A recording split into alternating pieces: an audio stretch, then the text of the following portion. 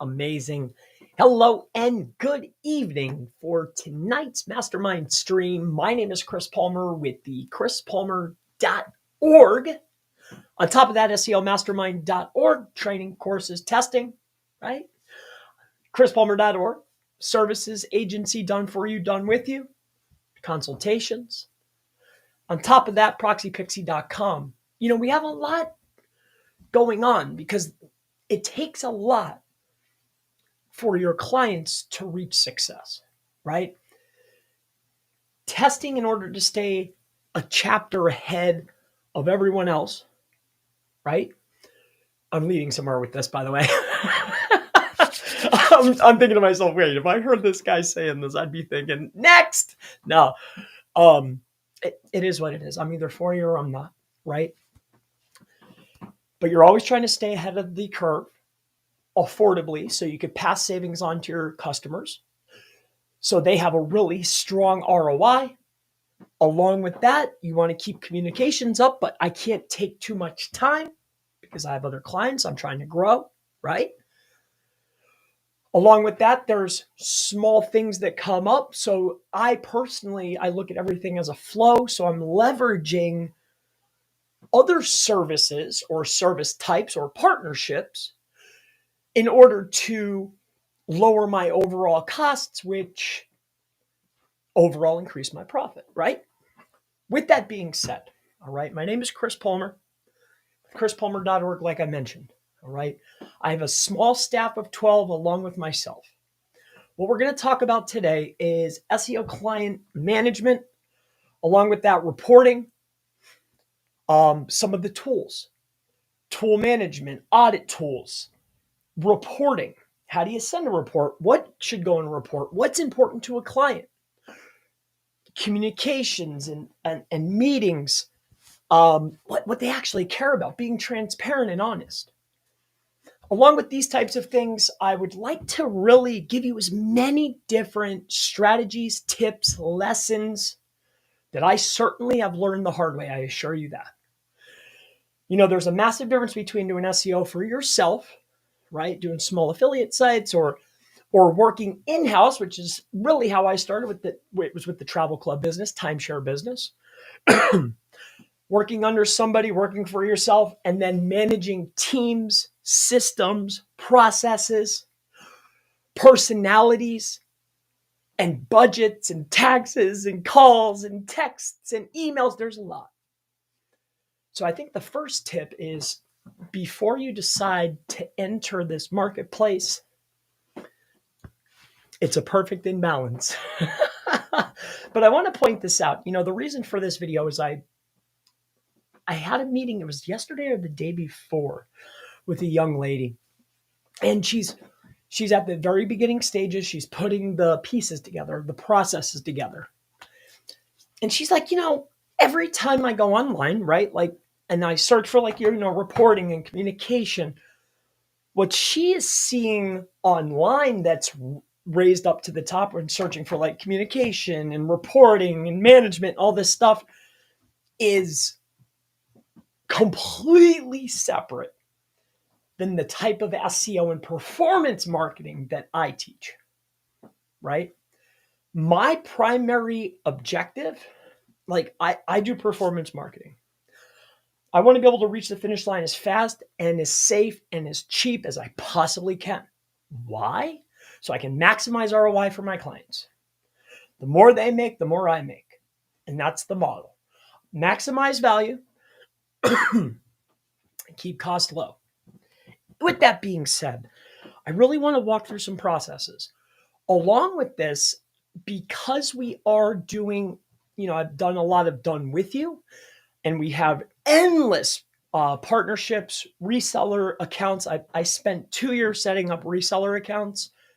And I built a team around, resellers, servicing agencies and servicing small, client, guys and gals and companies that have 2 or 3 clients.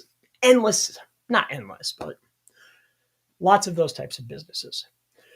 So myself, I'm expanding in more managed. We currently manage 8, it depends on the month, Our turnover, again, is relatively high. I do things maybe differently than what you want. Currently, the agency model is sign them up long, do the least amount. I want to sign them up short and get them ranking, get them their traffic, get their phone ringing for a low cost. The value should still exceed what they paid. That's my goal. Like, I like to do stuff in short bursts or windows. I consider this to be performance marketing. We used to do, give me 10 keyword sets. I've learned a lot over time. In any case, enough of rambling. Again, this is a stream. These streams, especially this mastermind stream, I'd like to give and share as much information as I possibly can. I'm also going through some systems for my new staff for Gray Hat SEO. We're launching that at the beginning of the year. It's not ready yet, so don't even go over there. It's just a white sheet. But yeah, before I get into that, I want to address this. I want to get this on the video because I'll chop this out and put this into the service section. All right, so there's a couple things I want to address before we talk about management, communication, systems, SOPs, what's important, what tools aren't important, auditing, reporting, communication, everything. What I will try and do is touch as much as I possibly can until I start to feel a little tired. I'll cover as much information as I possibly can. I will send you on overload. I will take 12 years of information and lessons and hardship, and I will cram it into your brain. All right, I'm going to try. That's what I always try to do, right? First and foremost, though, I want to point this out. I was asked by two people. Again,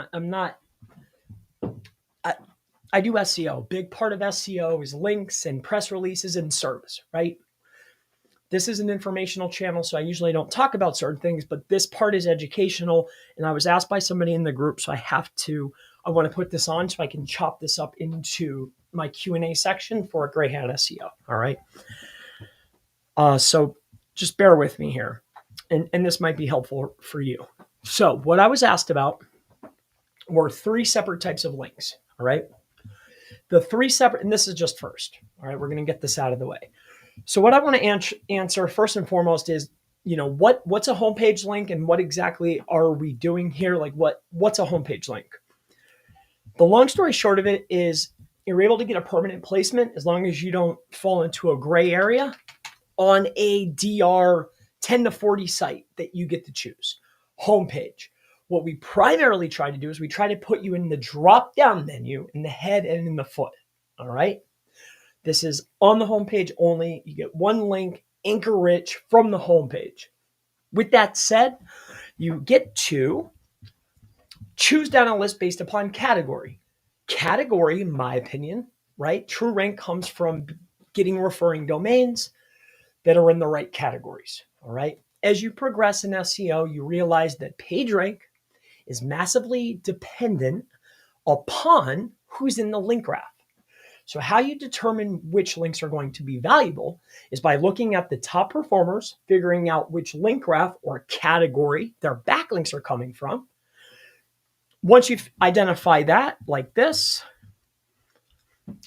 I'll explain it. We have lots of time. Don't worry. I have lots of information for you. This is important for you, by the way. When we're looking at link types, referring domain, and the category of backlink is massively impactful. There are lots of other metrics that are massively important, but rule nominale uno is going to be, what category of link is it in? Where is it at on the website? How is the internal linking? How many outbound links are there, right? So how many outbound links? What's the referring domain? Oh, these are guys in the group. Sorry about that. This is a guy in the group. Oh, that's probably who I just booted out. Sorry about that. We use this. And don't worry, SEMrush, I have a team account. I have an agency and a team account, actually. I have enterprise and team. So don't worry, I paid for the subscription, Samrush. It's all good, man. But here, I want to point this out. So let's just say that you're in the pest control niche, right? Or your client comes to you and they're in the pest control niche. I'll leave this up because as we explain tools, reporting, and what's important and how you manage clients and communications and set expectations, things along these lines, having this open will be helpful. So I needed to open this up anyway. Now, back to the problem at hand. All right. Let's make a concise answer now that this is open. So long story short here.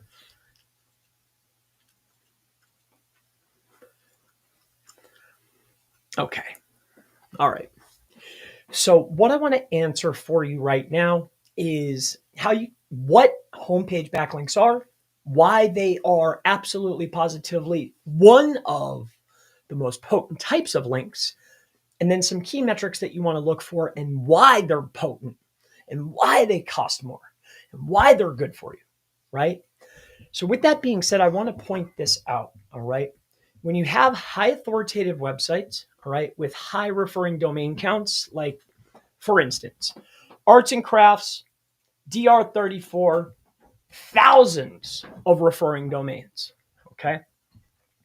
With that said, here's a 60 with 252. It's in arts. Here's business.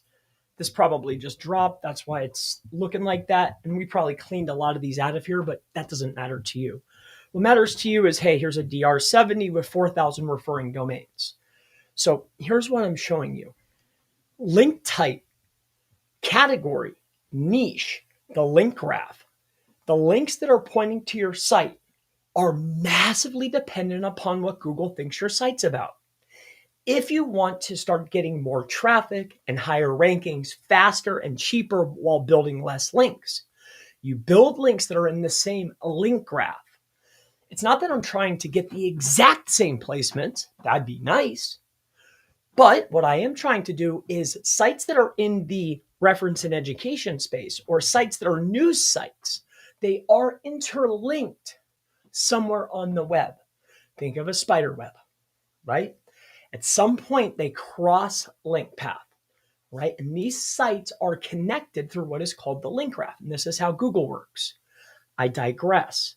So what's very important is what category are you getting?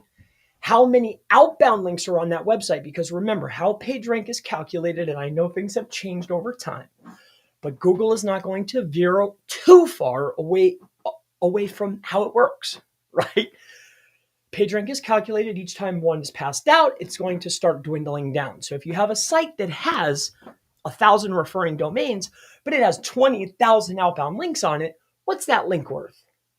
On top of that, if you have homepage, / second level, third level, fourth level, fifth level, right?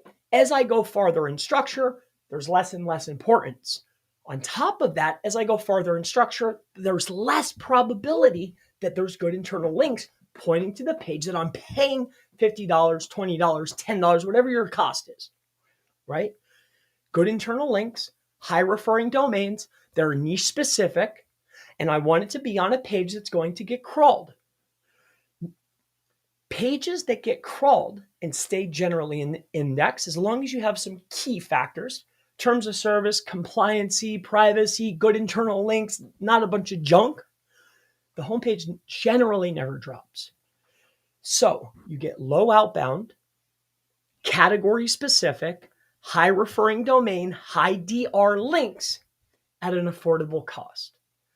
Top of that, you could pick your anchor and you could pick from the site. No, I do not showcase these sites.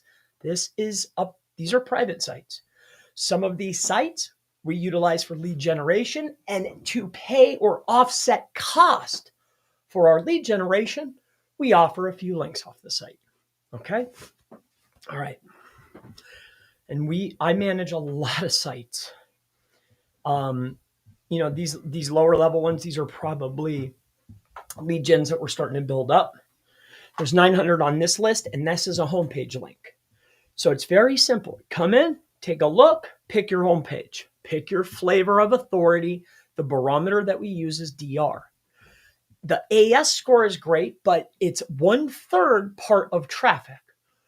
Overall traffic does not affect the page that I'm getting a link on. So I'm not measuring traffic when I'm selling PageRank, if that makes sense. Hopefully it does. Moving on. The next link type that I have to address, again, there was a gentleman in the group. He asked me, he's like, Chris, can you enlighten me about this? So we'll bang these out and then we'll just keep going. This, if you're running an agency, this is important whether you see me, whomever, right? You're probably going to need links. Now, here's some other sites. Some of these are mine. Some of these are partners that I've been in this business. I don't even want to say, right? But with that being said, all right, this is called Pick Your Own Post. So you get to pick your own post and you can post your own articles if you want. So what Pick Your Own Post is you get to take a look at the category, just like we just talked about. On top of being able to pick your category or niche based upon the link graph or category of links, you also get to see sites that have, some of on this particular list have a significant amount of traffic going to numerous pages. So you get to choose by your traffic, choose by your niche of the link graph. You get to choose by topic that's actually on the pages written. And on top of that, we outline DA, DR, trust flow, and CF. All right. So what I want to point out here are, again, other opportunities. Take a look at the list. This type of stuff here, DR49s, DR44s. Here's your Majestic. Here's your Moz. This is the traffic. At the time that I looked at this was 10-1. On this list here, we probably have about 2,000 sites. All right. So another 2,000 of them are probably mine. All right. 2,000 here, 1,000 over there. That's 3,000, give or take, depending on the week. Okay. When you take a look at this, you take a look down your niche or topic. All right. Take a look at what's written or what's being accepted, and then see this number. So just pick the number. Okay. Hey, I want to get a link on this one. I need this one. I need this one. I need this one. What you'll do then is you'll just simply come in, make sure you don't have none of this kind of stuff. I'm not linking out to any of that stuff. It's of no interest to me. 10 years ago, sure, but I have lesson number one in being an agency owner or a company owner. Something, it's up to you, but something that reigns true in my life is, and definitely within this business, negative in, negative out. That's all I have to say, right? Like, what are you putting out there? What are you doing? So that's just how it goes. All right. So you put your link number. Link number is the website, anchor text, the URL you want to promote, a Google Doc or an article, and then a replacement means, hey, you go down the list, because some of these sites I don't own and I can't always get on. So just in case that this site right here, if I can't get on it, pick another one. It's that simple. The last thing that I want to showcase to you, we talked about the Majestic Authority. We talked about Pick Your Own Post. Oh, and we talked about home pages. Majestic Authority links are the same as the homepage. All right. We didn't talk about this, but it looks very similar. Majestic. And then you also have homepage links.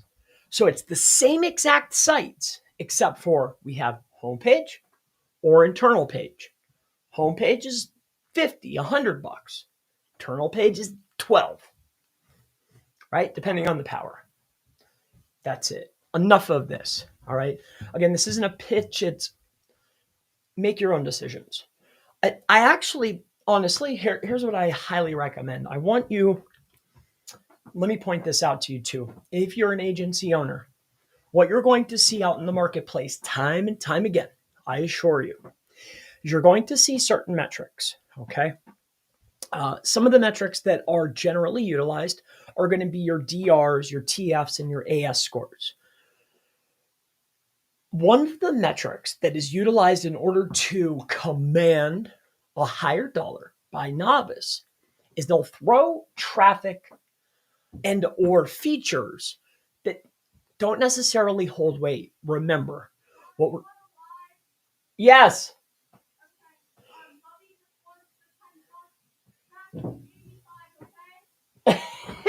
Okay. All right.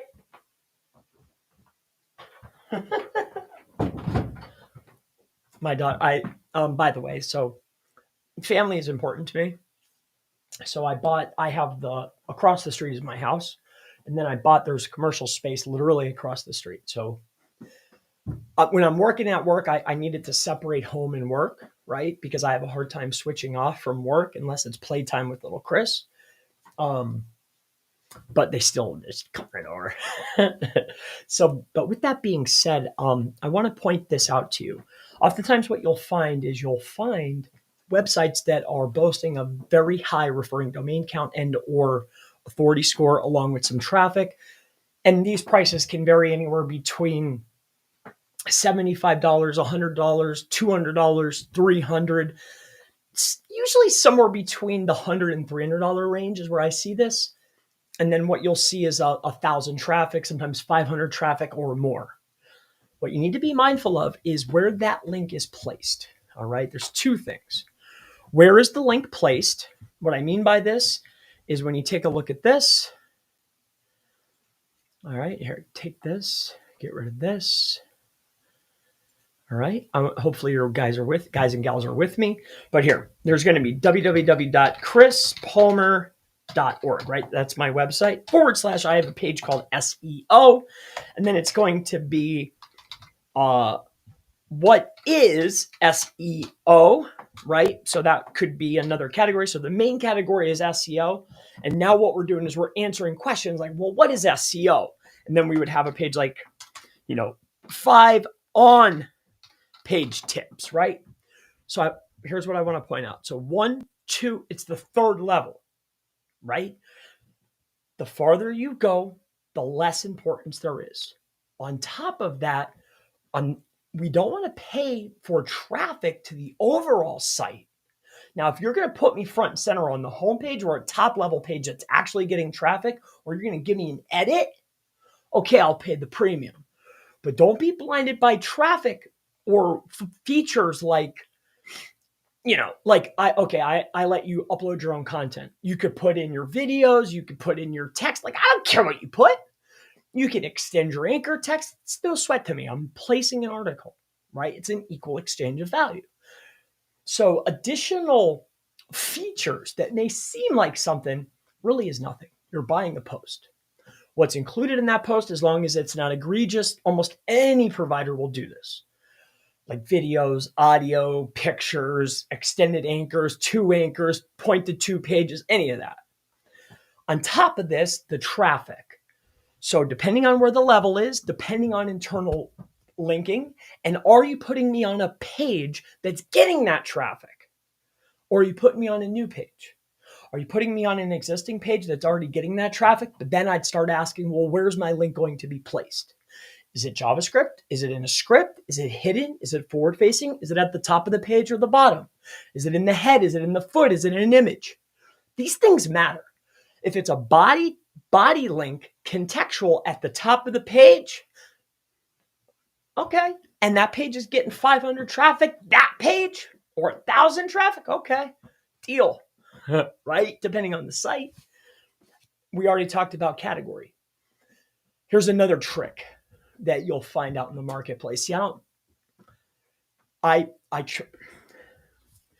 know it's valuable when it's linked. I'm passing page rank. We have links that are focused on traffic on the pages that we're offering, right? But I'm passing page rank. Page rank has a value. I'm assessing the value based upon the time, the effort, and the equity of the site. I'm not basing the value on imaginary features and or traffic. With that being said, you can go back. I have numerous videos, 2 videos. John Mueller, Gary Ilyish, and multiple professionals will tell you page rank is not pass-through traffic. Okay? With that being said, here, I want to point this out. Also, if you have a provider, okay? Oftentimes what you'll see if it's a lower end provider, I want you to be mindful of this, friends, all right? if they give you a report or a sample, take a look at the link types. All right. What I want you to be mindful of is, where is the traffic? All right. So let's just say you get a link from Orkin. All right. See, Orkin is going to have a good spread. This is a good organic ranking website. And here's what I mean by this. What you'll see is they'll have a good distribution of traffic to the pages. They might not have large spikes, but they probably have like 0. Without even looking, probably 0.5, 1.8. It's a good distribution of traffic percentage to each of the pages. Some cities do better, some articles do better, but for the most part, look at exactly. They're getting 2 million visits. You would think their homepage would be some exorbitant amount of traffic. No, look at, see the distribution of traffic? You see this? They rank for 455,000 keywords. I know this is ridiculous. It's Orkin, but bear with me. Think if this was 450 instead of 450,000. Just shrink the number. This is what you're looking to see. It's a good distribution of pages and traffic to those pages, not 1 or 2 pages. And when you look, it's 80% brand traffic. Why would that be? Because of server resource. That's why. It's easy to search for my name and hit a brand traffic or a direct traffic. I can spike the numbers up and I got a site 1,000 traffic. Yeah, me too. Be mindful out here, friends. All right, let's move on.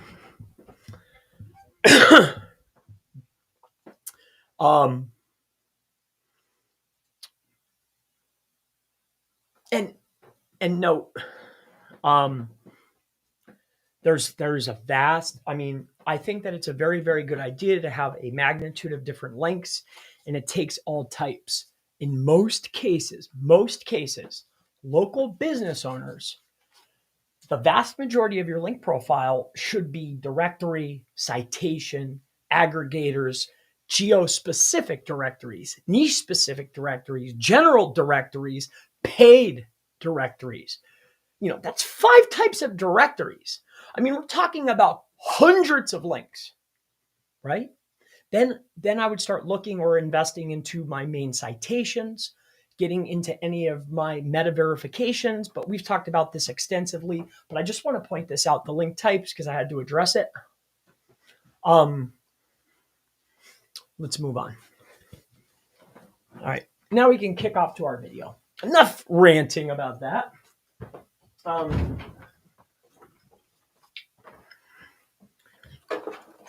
right.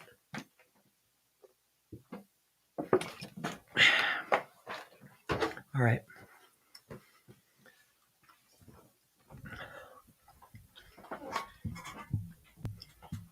Where do we want to begin? All right. Here's my thought process. Now, again, this video is really brought on by, I spoke to a very nice young lady. I think she was young. I don't know. It could have been anyone, right? I spoke to a person the other day, like yesterday or the day before, and it was like I get the idea of the audit. And like everywhere you look, like if you look up right now, like SEO client reporting, SEO client intake, onboarding, and everything is very white hat. I'm going to keep it 100 with you, right? Again, performance SEO and by the book, super squeaky. Like, yes, you never, ever, ever, ever want to put your client at risk. That's not what we're talking about. What we're talking about is spending an exorbitant amount of time is dollars, times resources. So I'm spending budget and time and resources on things that it checks the box. It's busy work, but it doesn't push the needle or the objective forward. That's the difference. I don't care if I have a SEO audit where there's 200 or 300 or 400 things, and I have to get through this before I can move to the next phase. No. We take care and address the most impactful things. Make sure we're secure, make sure we're safe, make sure we're fast, make sure we have our high commercial intent. and then we move forward. Now I'm just going to take you through the process of share with you tools, some intake strategy, things along these lines, the tools, the management, the audits, so we can get most things done. I'm just going to give you my layout. All right. So, and this will be crude, of course, because it's about the information. All right. So what I want to share with you first and foremost is let's get something nice here.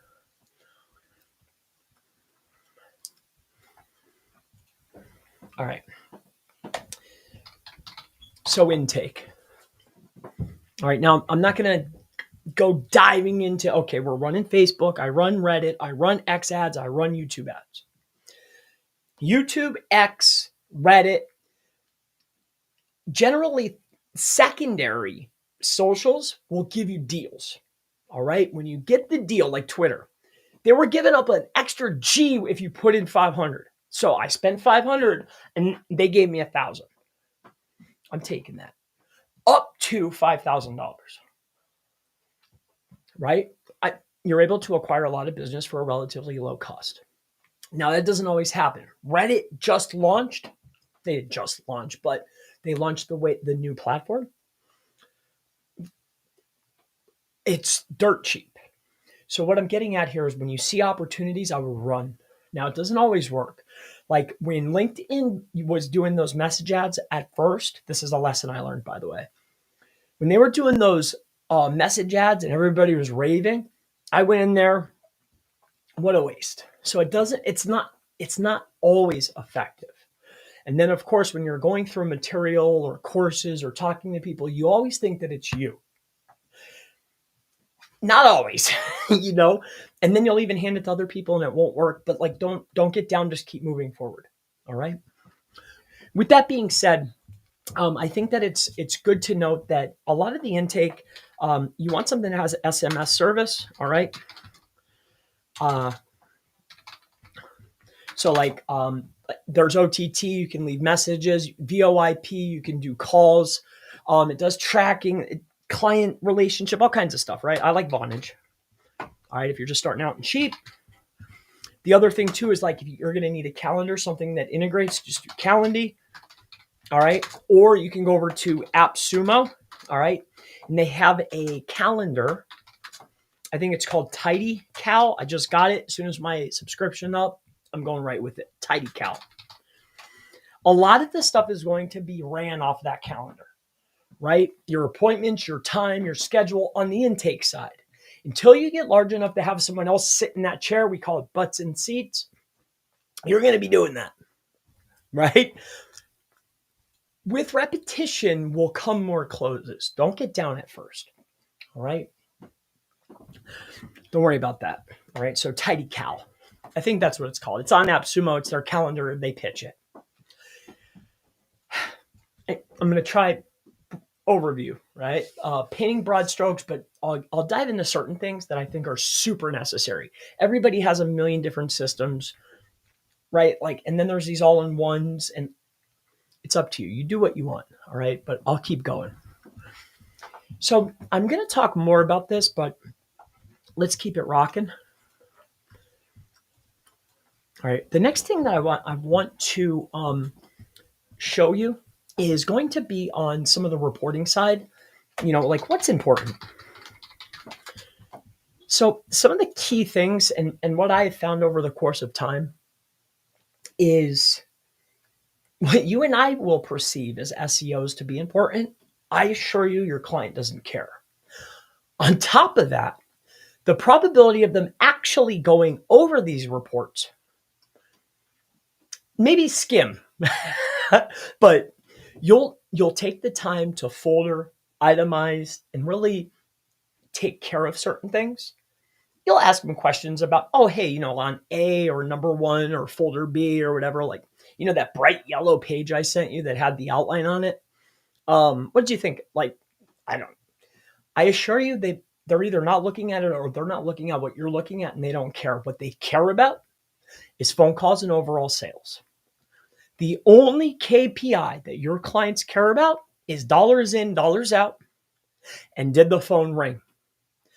That's the measurement system, I assure you. Okay. Now, you'll meet a lot of,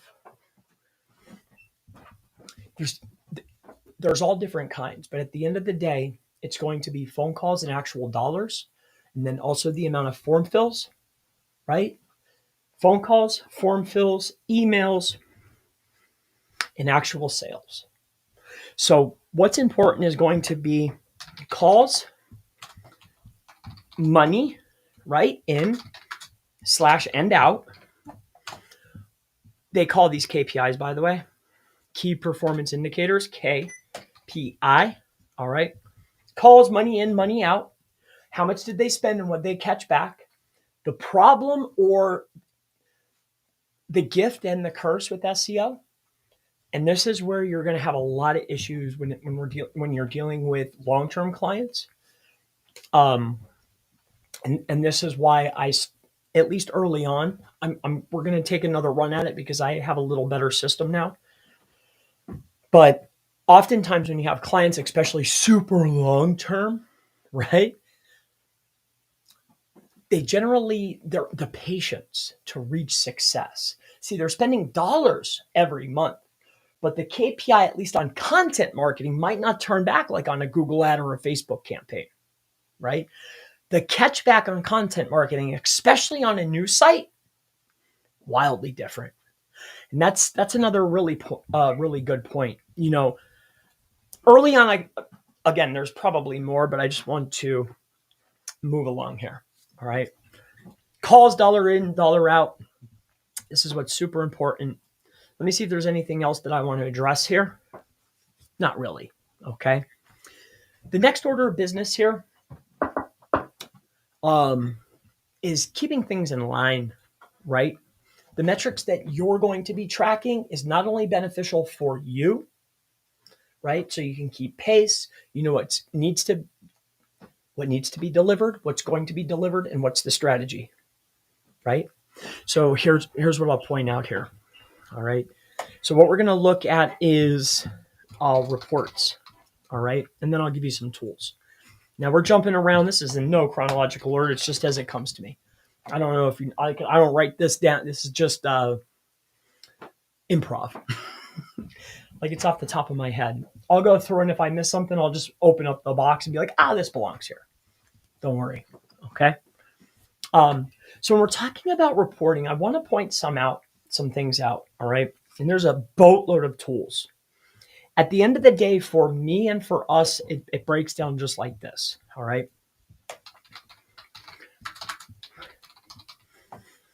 So depending upon the client, if their budget can support the cost, right? Like if they can support the extra $40 a seat, plug them in the SEMrush, plug them in the Ahrefs. Like I just factor in an overall cost per client. Now, why is that, Chris? And why would it be an additional cost on top of based upon customer? Because it's always an additional cost for you plus a little bit of time. So inside of SEMrush, what we're able to do, and that's primarily what we use, but for keyword tracking and for some metrics for backlinks, for our lead generation for the home market, because my partner likes Ahrefs, we use Ahrefs over there, so I gave him a little shout. Plus, here's what's funny. In recent time, it used to be when I first started using SEMrush, I feel like it was 07. I was using SEMrush, right? Like they had a different logo. I mean, I feel like it's been a long time, right? And they were always the cheapest option, Majestic and SEMrush. Now, if you go and look, even when Ahrefs did these price spike, SEMrush is actually beating them now. They are a more costly solution, right? When we start looking at professional or guru plans and this, like you need those functionalities, you need those features as you scale, right? So these are some of the tools. And then inside of here, let me just point this out. Yes, you're going to use GSC. Okay. That's Google Search Console. Yes, you're going to use Google Analytics 4. We're just going to put GA4. All right. But what we also like to have, just because I like different indicators, is a keyword tracker. Okay. On top of the keyword tracker, I like a GeoGrids tracker. And this too is what we're formulating our report with. Now I'll give you the paid, simple, easy version, but there's a cost. And then I'll give you a cheap, easy, fast way to do this. And I'll let you know what I use. I could probably, well, I don't know who's, like, when I log in, I don't want to show anything.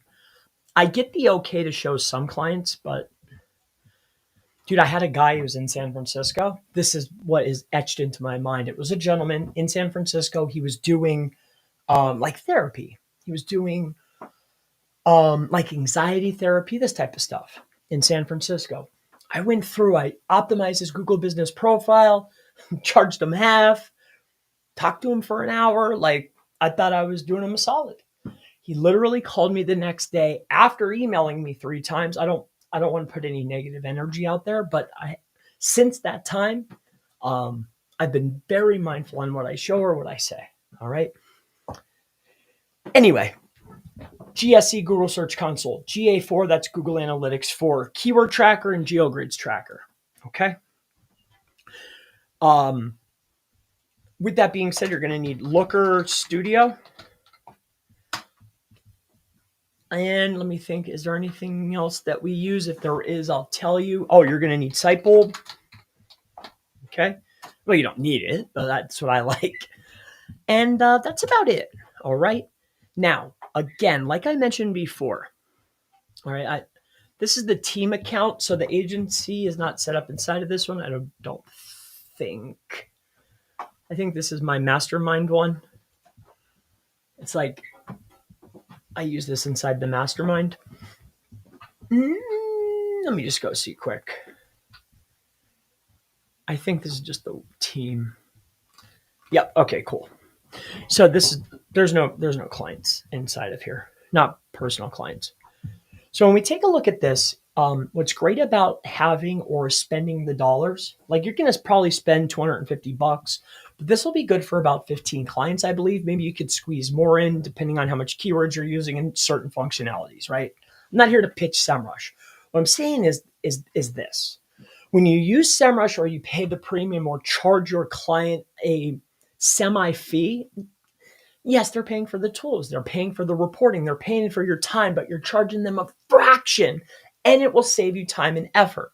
Now, you may not like the tools. You might not like the layout. It might not do exactly, but it's all in one and it produces a nice report. Same goes for Ahrefs. Okay. Within here, though, the reason why I like this is I get my GeoGrids. It'll send automated reporting. And I have it set up in my agency account. This, again, is not the agency account, but when you come inside of here, there's actually an agency solutions tab. I get nothing from this. This is what it is. I don't have a link or anything, by the way. I feel like I'm pitching. I hate that. I hate when I'm watching somebody and I get in about 10 minutes and then I'm like, wait a minute. Is this guy pitching me? I'm not. All right. So sorry. Like, I felt it. I felt that ting. Oh, I dislike that. Give me a 1 in chat if you hate that. Go ahead. So agency. So you come inside of here. I've used Prowly. I disliked it immensely. I've used a lot of their other stuff. I think their on-page audit is subpar. Sensor, I don't even know what that does. SEMrush Rank, that's telling you the top 100 winners and losers. We won't get into that. It's nothing really.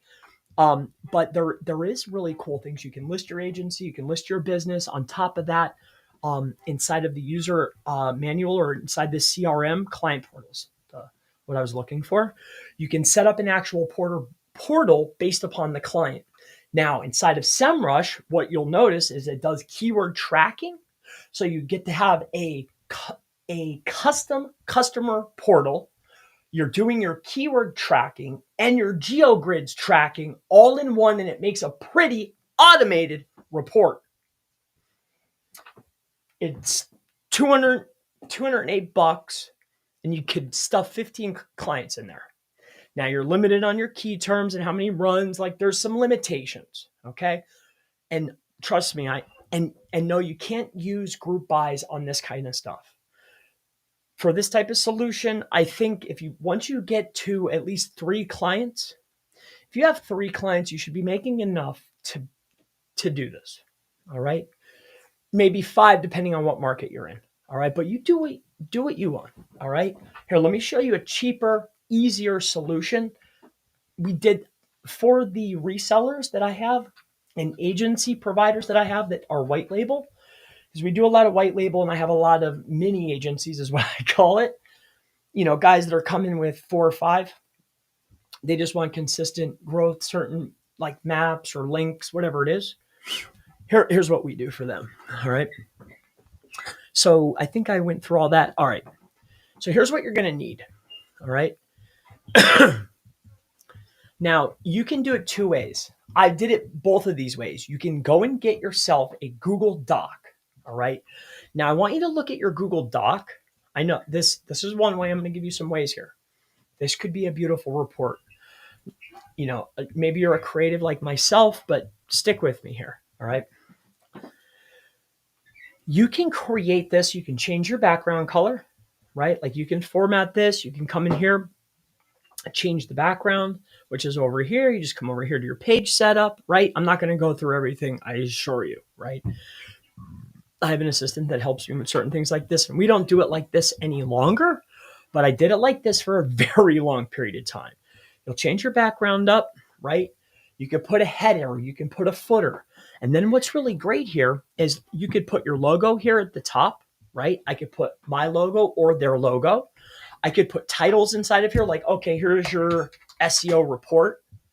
And what's really awesome is no matter if I'm going to get the keyword tracker or if I'm going to get my grids checker, or on top of that, if you say you have a CRM of some sort, we're going to talk about that in a second. And what that's going to do is it's going to have a list of to-dos and things that are done, right? So what you'll do is inside of here, picture this with me, visualize with me. Right here, your logo, right here, my report, and then I have my embeds. Here's what's important. Okay, keywords tracking, keywords up, keywords down. You can break it up any way you want. Your GSC report embedded, and then it's just boom, boom, boom, boom, boom, and it's shareable. That's it. And then what we used to do inside of here is you just make folders.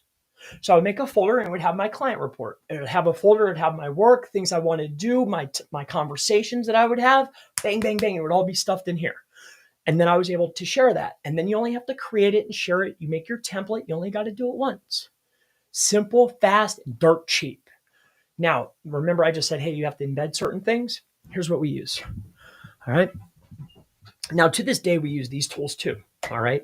Again, for me, if I have, say, John's Appliance, right? I work with a gentleman.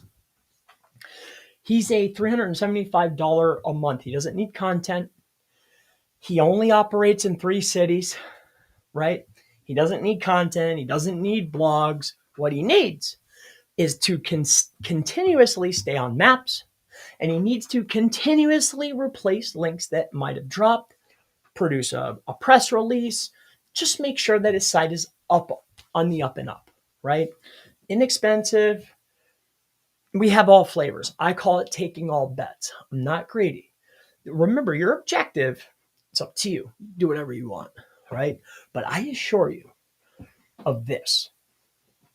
I know you'll be online and you'll see all these guys boasting the 2,500 and the $5,000 and all this.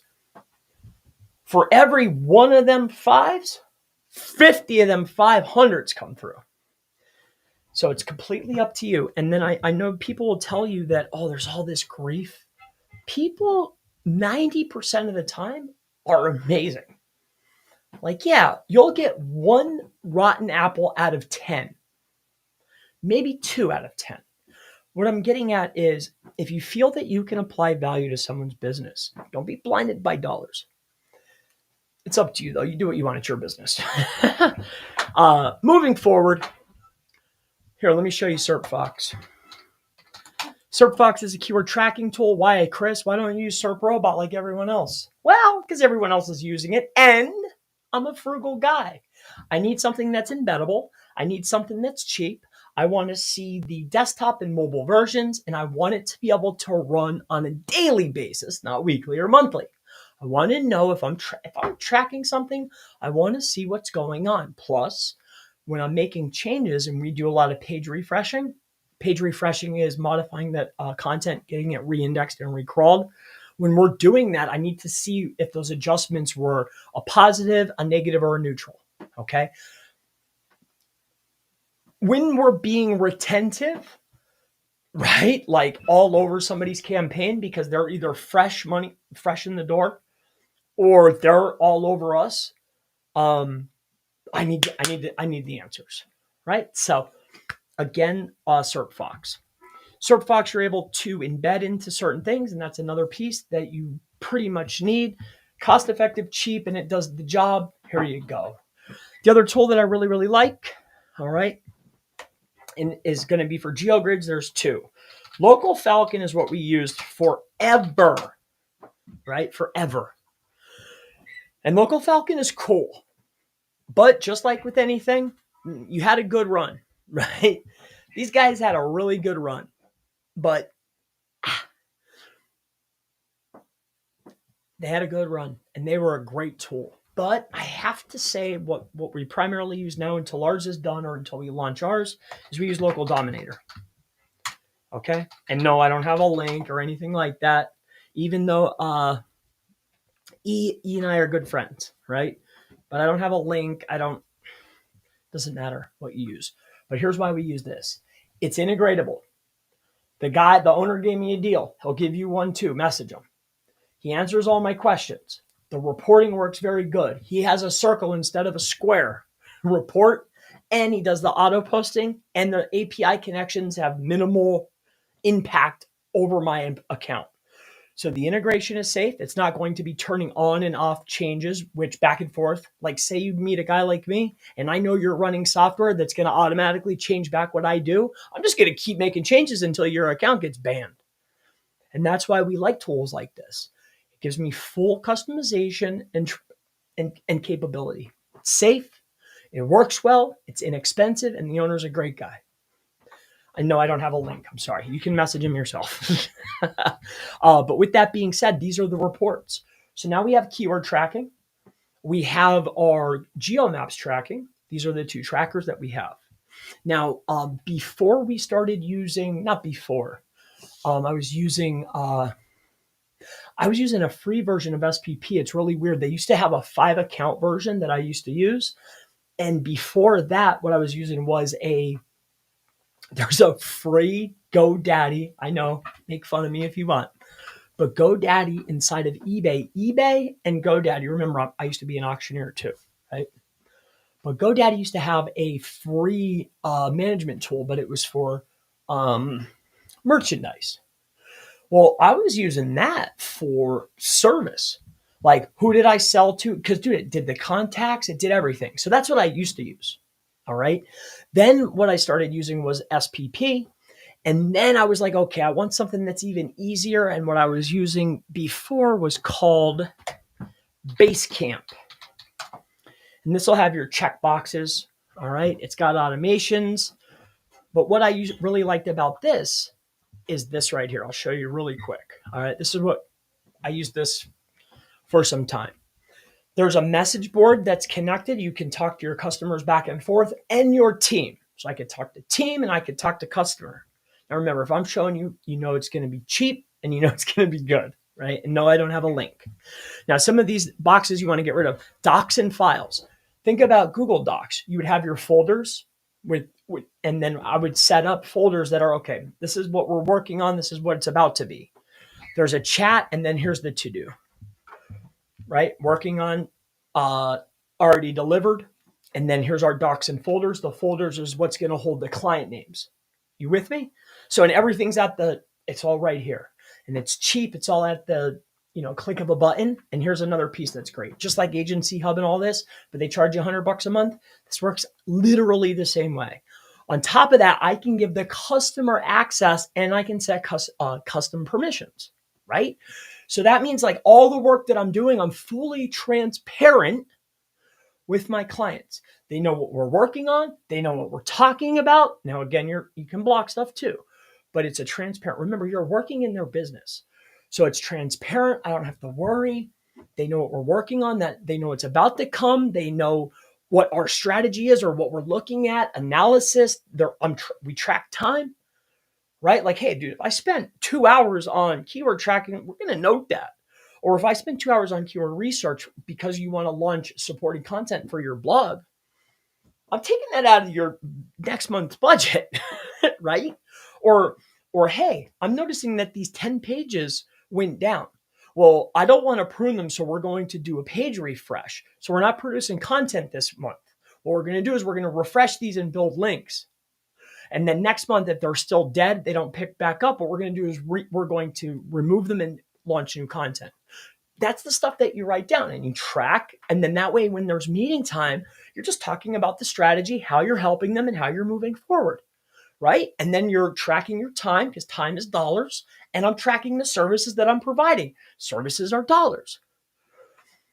It's always an equal exchange. And when you do it that way, it's clear as day what you're making for your time. The leftover, if it wasn't service and it wasn't deliverable, what's that extra money that's there? That was for my time. Now you do it however you want. All right. But that's how I used to like to do it. I still, I just don't use this tool though. And that's what I mean. All right. So again, this is up to you. Very inexpensive, but this could be helpful, especially if you're early on. All right. And this is Basecamp. And we talked about the grids. All right. Now what this will help you with, hopefully this helps you somewhat. I don't know if it does. Maybe it does, maybe it doesn't. I don't know.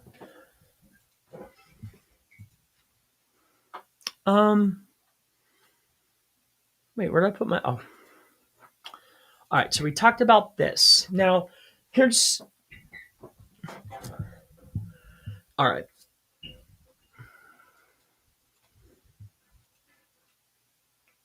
Where's my little hand at? All right.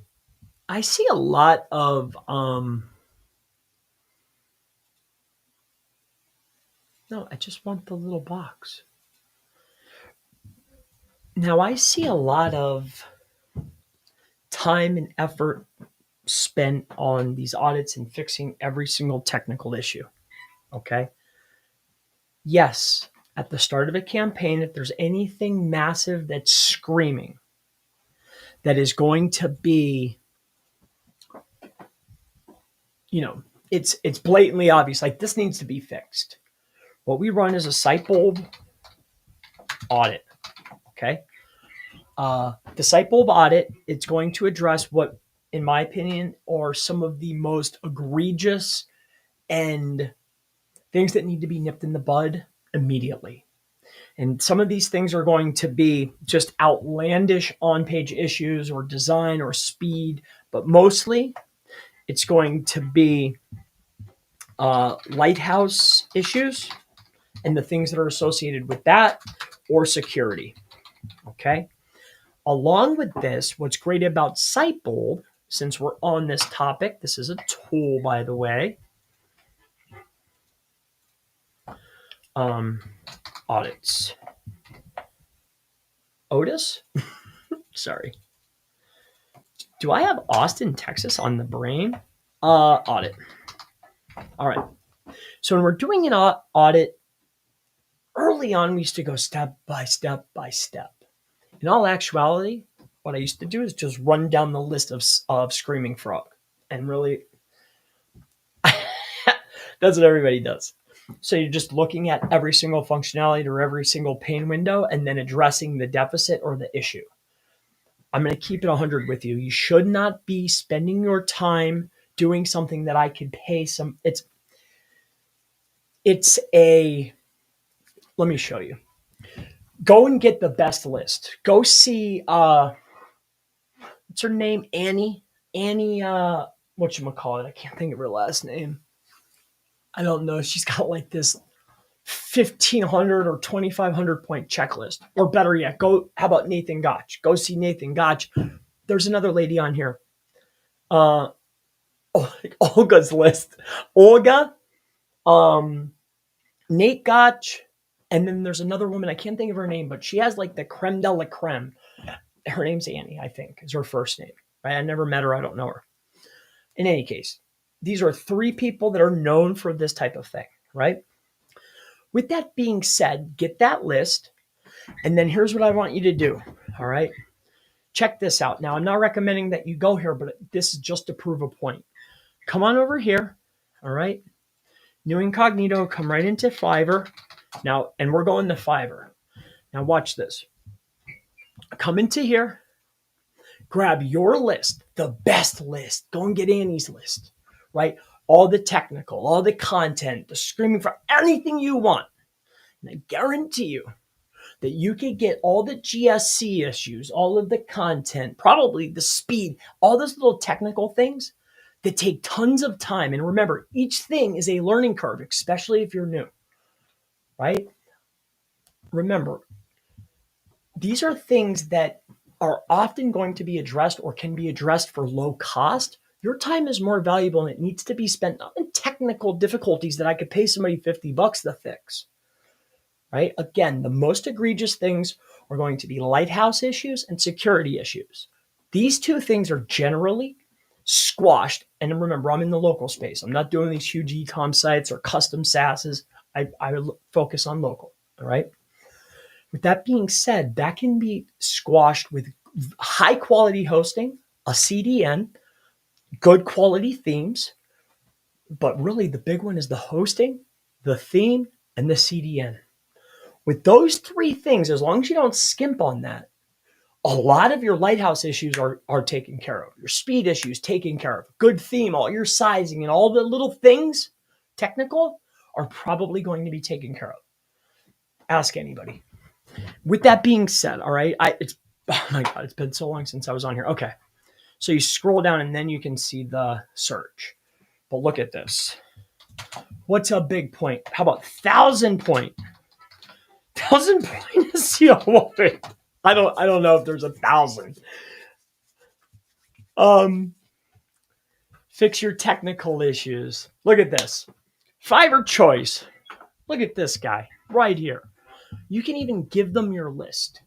All right. All I'm getting at is you can have somebody do your itemized list, whatever list you want. You can come on and for $100, I would say that probably a good one that's going to do the 1,000 point is probably going to cost you 200. But again, what's your time worth? Your objective is to make their phone ring and bring the client dollars. Technical issues can be solved for $100. You with me? And on top of that, security and speed and lighthouse issues can be taken care of at host level, CDN, and a good security plugin and a good theme. Let's talk about this. All right. So we walked through Sitebulb. Here, I'll show this to you. Sitebulb. All right, because we're talking about the audit or the initial intake. And again, you can use these tools. These tools are industry standards, right? Sitebulb, you can run the audit, take the deficits, hand it to a guy for $50, $80 on Fiverr. Job done. Spend your time on what's going to make your clients dollars, and you'll keep your client for a very long time. All right? Stuff that they can't see or doesn't directly make them more, they're not going to be happy with you.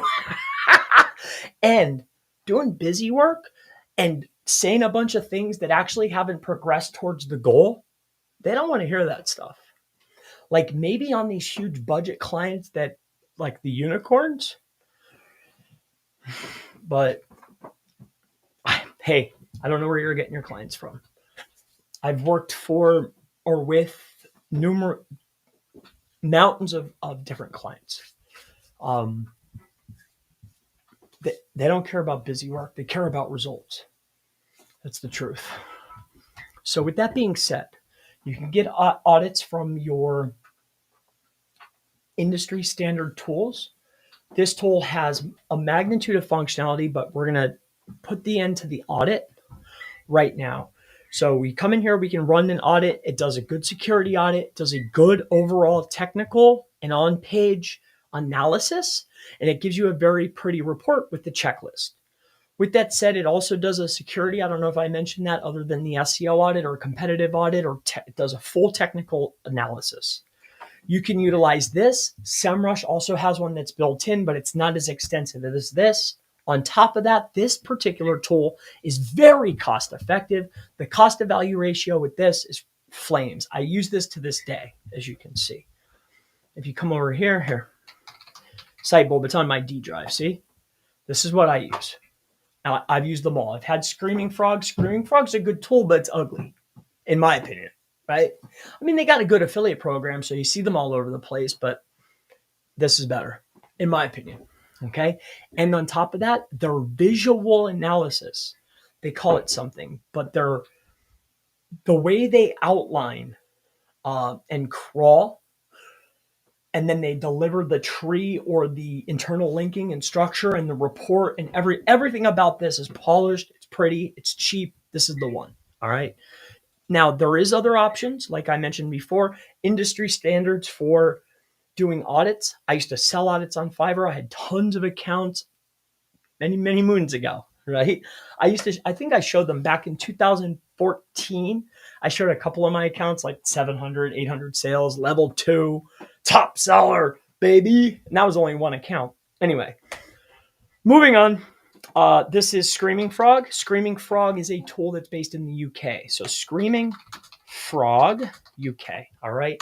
Again, get your technical analysis report, get the deficits in a list utilizing industry standard tools, take that list and take it to a low cost performer that's their expertise, top choice, top shelf, less than $200, job done, and they'll do it to spec. The GSC, the GS4, the Lighthouse, everything. All right. Or you could spend 7 months learning it all. It's up to you. You can spend a bunch of time on things that don't make your clients dollars, or it's up to you. All right, moving on. I'm joking a little bit. I spent countless time. A lot of technical stuff you need to know, though. There's one more thing that I want to show you. So Sitebulb, here's another excellent tool, and this tool will not only help you with your audits, but also keyword research, keyword tracking. There's a lot of functionality with this particular tool, and they have a really good audit and reporting tool. I really like it, and sometimes they run a lot of deals. Now, you got to catch it on a deal, but the name of that tool is called SEO Power Suite. Okay, excellent tool. I have this, but this is on a server. It's on one of my VPSs here. And I have numerous VPSs. I got 2, 4, 6. I got 9. 3 of those are just for GSA. 2 of them are for an indexer that I run. Okay, but anyway, Power Suite. Look at this, 82% off. Does that address the audit? The audit was a big concern. So I spent a little extra time. I showed you the tools. I gave you my opinion. Let's move on, okay? I even gave you a resource. Now, I'm not saying run out and go to Fiverr, but I'm sure if you're in a Facebook group, if you know somebody, or if you want to learn 1,000 different intricacies that don't necessarily directly move the needle and could probably have been avoided with a quality theme, quality host, or utilizing a CDN or a good plugin of sorts, it's up to you. All right, my friend? So that's going to be that. We can pull this off, get rid of this. And moving forward. Okay. So we have our Sitebulb audit, Lighthouse issues, security, GSC issues, right? Wait, why does this keep doing this? I know I fixed this. You may not have been here. I fixed this. I know for a fact I fixed this. That's crazy. Oh man, if it changes back, I'm gonna lose it. All right. So Sitebulb is what I would utilize. You outsource industry standard, and the reason is because it's so time consuming, and really you don't make that much money.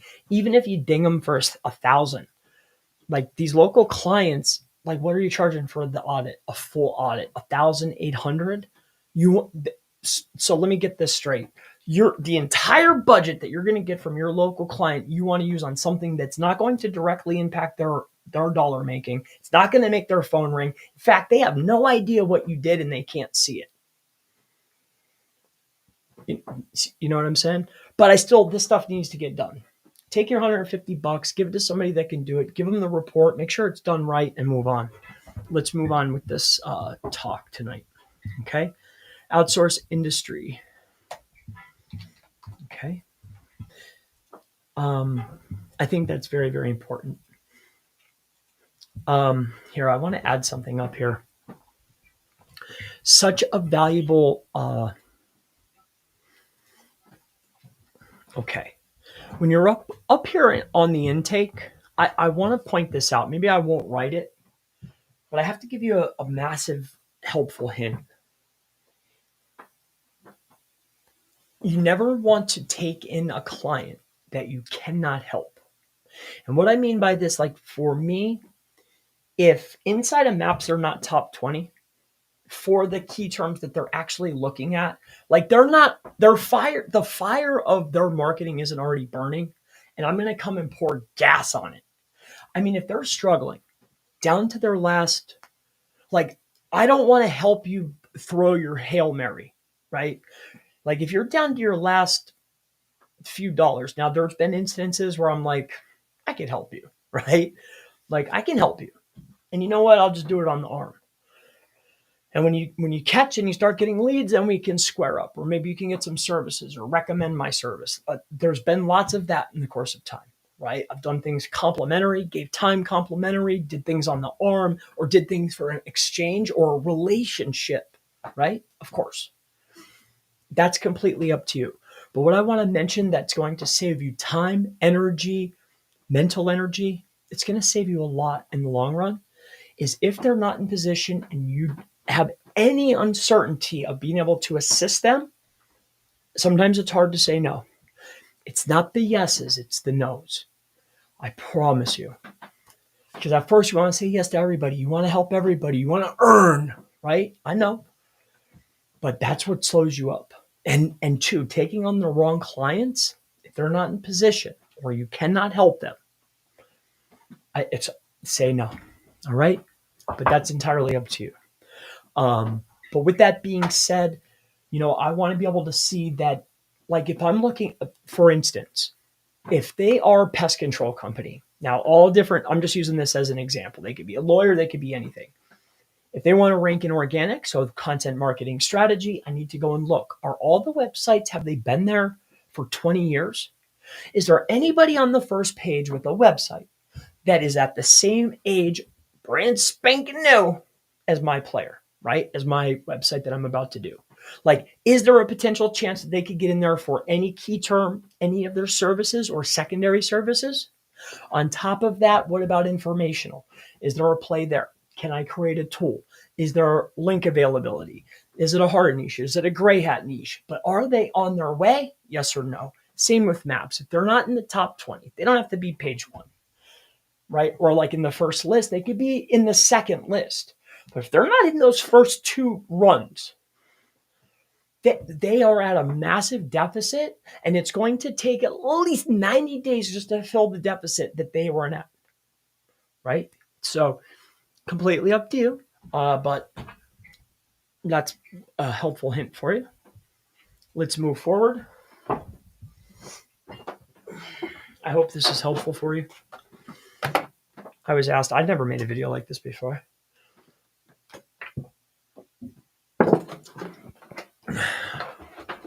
All right. Now, process of this. It's going to be,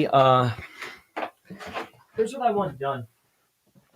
Tammy, Dave, Michael, I'm not sure who's going to be doing this, right? But if you're seeing this, when I chop this out, I want to give you the itemized procedure for setting up our maps campaigns. All right. Now, the map campaign is going to be set up of multiple individual services that are going to be combined together to make a all-encompassing deliverable. All right. Now, mind you, each of these could be done. I want you guys to communicate with each other as you're performing each of the tasks. If there's a question, talk to Alex. All right. But here's what I need from you. All right. So here's the individual tasks that we're going to have. If you see something that's on the back end in the store and you're not sure what it is, but you see it in this list, it goes with our Google Maps campaign.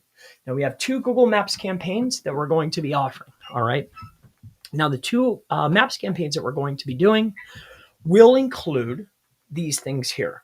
So no matter what, in order to rank, they have to show up or be optimized. Optimize the GBP. All right. So we want to optimize the GBP and all of the pieces, the 46 things that we do, make sure that's done. Why does this keep clicking? Hold up.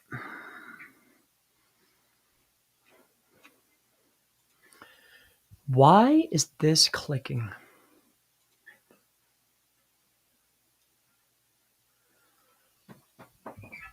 Can you guys hear me okay? Guys and gals, friends. Is it you, Santa? You see this guy right here?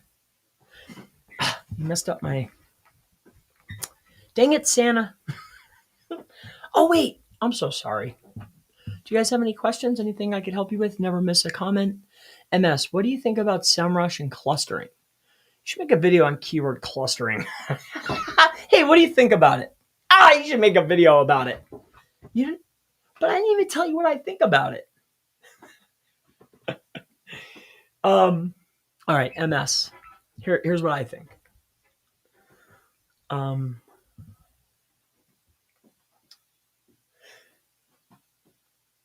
I think that creating geospecific informational content conflicts with your high commercial intent key terms. So with that being said, the informational pieces in the cluster, I'm not too fond of. With that being said, and there's multiple strategies, there's multiple ways to do something, but I want to point this out. All right, here, I'm going to make a little side note because you asked this question.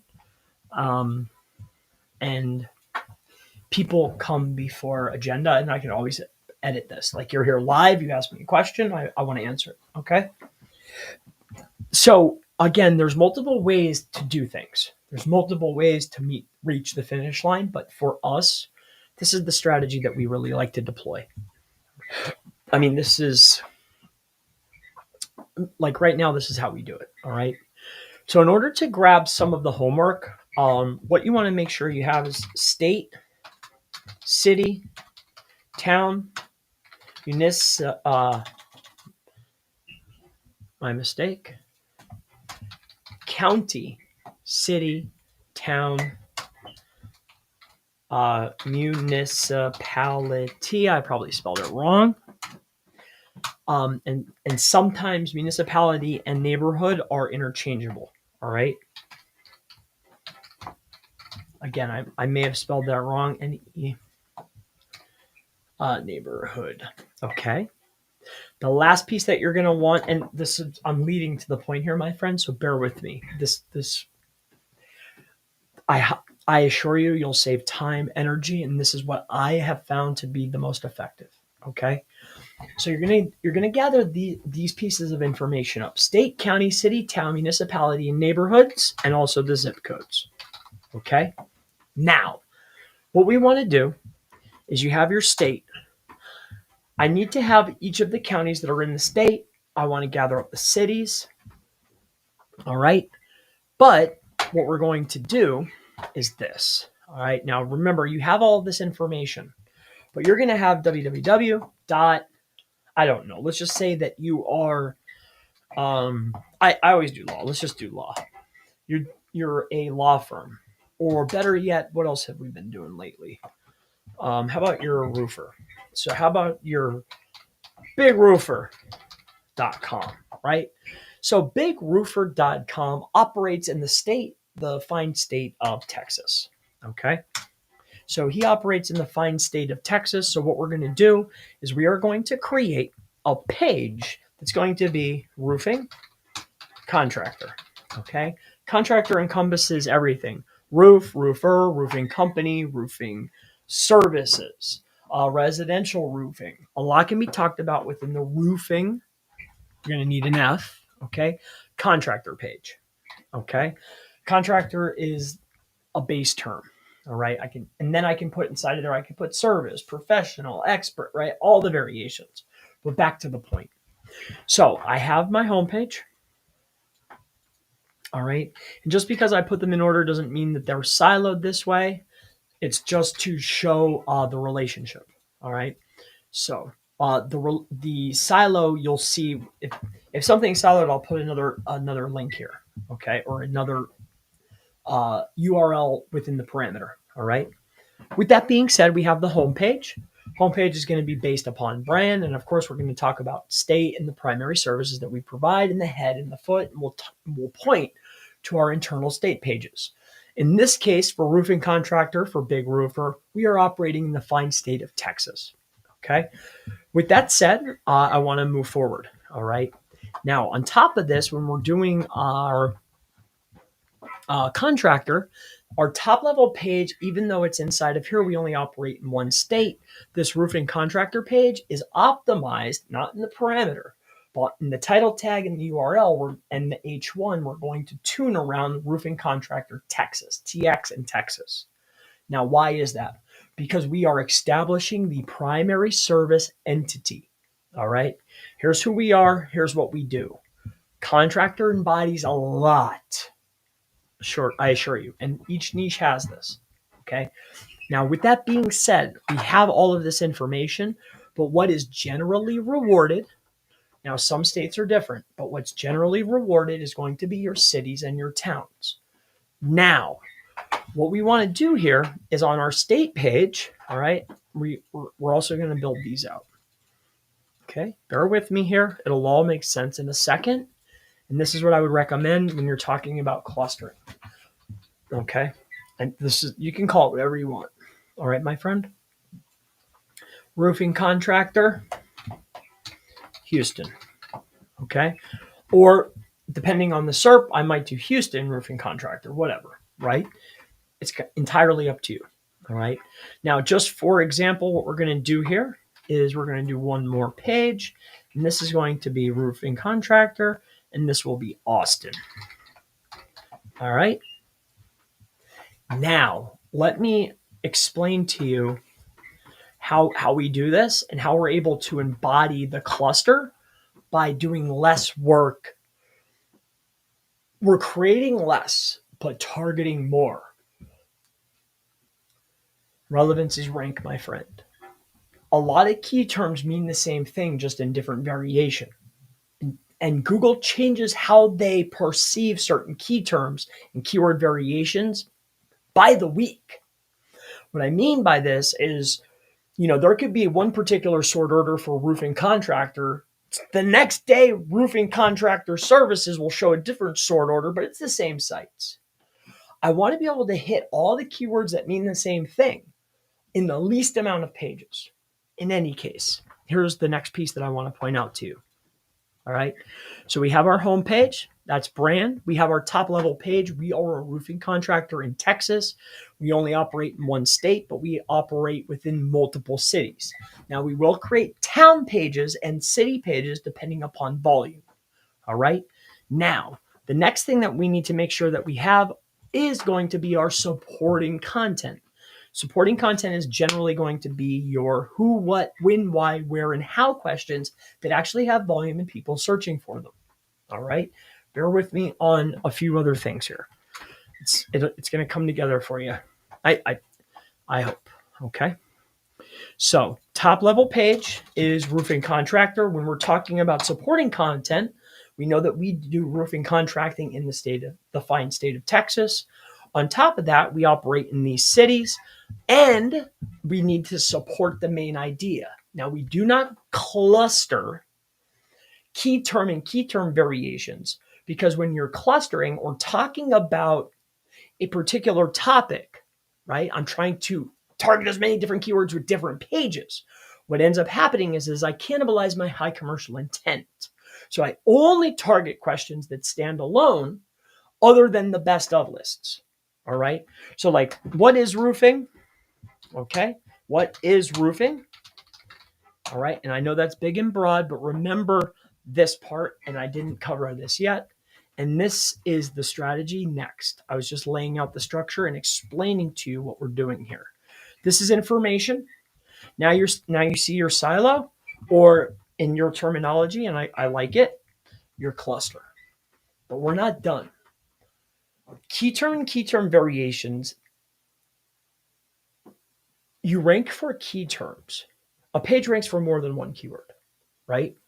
So the reason why I did this first over here is we've already addressed the state page. But what we need to identify next is our counties. Our counties or our regions are made up of a couple things. They're made up of our cities and our towns and our municipalities and neighborhoods and zip codes inside of counties, right? I need to identify each of the cities and which county they are in. The county is going to be broken up, but I'll have individual city and town pages. But when I outline all of this, county, the cities, the towns, the municipalities, the neighborhoods, and zip codes, you should have yourself a nice list. Like there's a lot of content to be written here, and it's all hyper relevant to roofing contracting, roofing, roofers, metal roofs, probably not metal. Metal is a standalone section or a standalone service, but residential roofing. So when you build out your page, I want to point this out to you. All right. Here's the strategy. Let's get a good page. All right. Because this is very, very important. This is how we do it. And I think you'll really enjoy this. All right. It will save you effort. Your clients will be happy and your pages will rank for way more keywords. Google's not going to give you 9 trillion pages. You can put them all up and you might hit on 3 or 4 while you're cannibalizing your high commercial. When you do it this way, you have a much higher success rate. It's up to you. But it's all about the internal linking and what you talk about on your top level pages and your supporting content. So when you come out here, and here, I guess to hammer this home, let me go out here and grab this. All right. So we're going to go to counties in Texas. All right. Now there's a list. The counties of Texas. Now Texas is big. Maybe I shouldn't have took that. All right. So these are each of the counties. Like Texas is so big. Oh my gosh. All right. Now I don't know what's rural and what's not. There's going to still be a level of homework that you have to do. But I want to point this out to you. All right. Let's say you've done your homework and you've identified that the central areas or the areas that you want to target or you want to designate for your services, like because your business is here, like how far are you willing to drive? Who are you servicing? Are you targeting residential areas? Are you targeting commercial areas? Is there population? Do they have the budget? Right? That there's factors. You're not just going to go blind. You could, spray and pray. But let's just say that you've identified that these are the centralized counties that end up being worth something. Okay. So what you're going to do is this. All right. Bear with me. So we are going to have our information that's related to counties. Okay. Now, all of this stuff is not going to be relevant, but we need to start breaking this stuff down. All right. Areas we service, you might even have a smaller list. You might have a bigger list. But the next piece is it's once we have identified the county, well, what cities, towns, neighborhoods, and zip codes are within these counties that I want to target. I want to go and get that list. These words, these abbreviations, every single city, every single town, every municipality and neighborhood is an entity. It is hyper relevant to the location. Very relevant. The rest of the optimization of the page is only talking about key terms that have to do with roofing and roofing contracting and residential and the word service. You with me? All the other words are hyper relevant to the actual area that we're providing. So the body content is showcasing, hey, we operate. Now let's make our page. All right. Remember, we're on the roofing contractor page. So the URL, it says roofing contractor, the title, the H1. Okay. Title in H1 is roofing contractor, Texas. We're talking about roofing contracting in Texas. So this is the page that we're on right now. So we create a page, right? Here's our page. Inside of our page, right, you're going to have probably a hero image and your H1, right? A little bit of text, and then probably a paragraph, right? You may even make this a form fill, right? Form. Now we want to talk about, let's just say we H2. Now your headers on this top level page are wildly dependent upon what optimization. I just want to give you the key pieces of information. Okay. Counties, roofing contracting, service counties, however you want to lay it out, service areas. All right. Now we break it down. I don't know how many you're going to have. Let's just say this. Okay. These are our counties. All right. Within our counties. Now remember, these could be blocks. These are just text blocks. All right. As long as it's at least 16 px, you can make your page as big as you want. The terms that I want to have in here are going to be the words of the counties. All right. Counties. All right. And then what's next is this. All right. I hope you're with me. I hope my drawing isn't too bad for you, because this will save you so much effort, time, resource. You'll win. Go look at some of the big players. Go look at their top level pages. Orkin. Go look out in the markets. Pest control, locksmith. Look at big players. WeBuyHouses.com. Top level pages on Morgan & Morgan. Go take a look. I'm just saying. All right. So we lay out our counties. Now, each of these blocks, what's going to be in here? Well, you know what's next. We have to talk about the cities that we provide, right? We have to have these cities that we actually service that are in these counties. So the city that are in these locations, these are cities. These are links to our city pages. Don't forget that we want to talk about towns. You with me? Okay, towns. Now, towns, I need to talk about the towns that are in the county, right? Just like I want to talk about the cities that are in those counties, because I'm on my state page. But I'm only going to create a page for a city or a town, not a county, because the cities, towns, municipalities, and neighborhoods are within those counties. That is on my top level page, which is my state. You with me? So, and remember, all terms, state terms, neighborhood terms, streets, you don't have to get that crazy. But remember too, there's homework that I didn't do because I'm painting broad strokes to give you the outline. But remember, every single city, municipality, town, all these words are hyper relevant. They're entities, right? Relevance equals rank. So now the main optimization, because now what's next here is our text. What we're trying to do here is we need to answer enough information, and this could be an H2, here's an H3, here's an H4. You have to figure out what your count is. Here's our hero image. Okay, our title, right? Actually, probably up here is a logo, right? Logo. And then let's just say that this here, we can have link, phone number, right? Hero image, H1, here's a form. This right here is going to be some type of text. H2, here's our areas we service. We're going to break down county. The county is that top level, what we're going to talk about inside of those county sections. I mean, you could break it up however you want or whatever you want, but only create pages and talk about stuff, what you're actually servicing. Why is that? Because all of my directories, all of my citations, when I'm building off page and when I'm running traffic, when I'm running impressions, when I'm running ads, I need it all to match up, right? Like when I'm geofencing ads and I'm pushing traffic from a certain geographical area, I want it to be the areas that I service that I'm talking about on my website, that I'm hyper optimized around. So inside of my counties, these are blocks that I'm going to have talking about the locations. Really, I'm just trying to get the words in there, right? So there's my counties, there's my cities, there's my towns. If you want to break it down, we can come down into here. And these neighborhoods are going to be within the county level.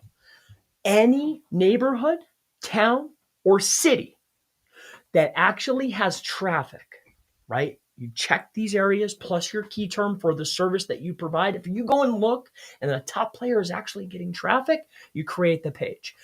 If it is going to be a location plus service that, hey, people are visible, but there's not notable traffic, me having it on a top level page and just mentioning it on a hyper relevant page, as you build authority, links, time, and progression, ads, I should be able to also rank for that term.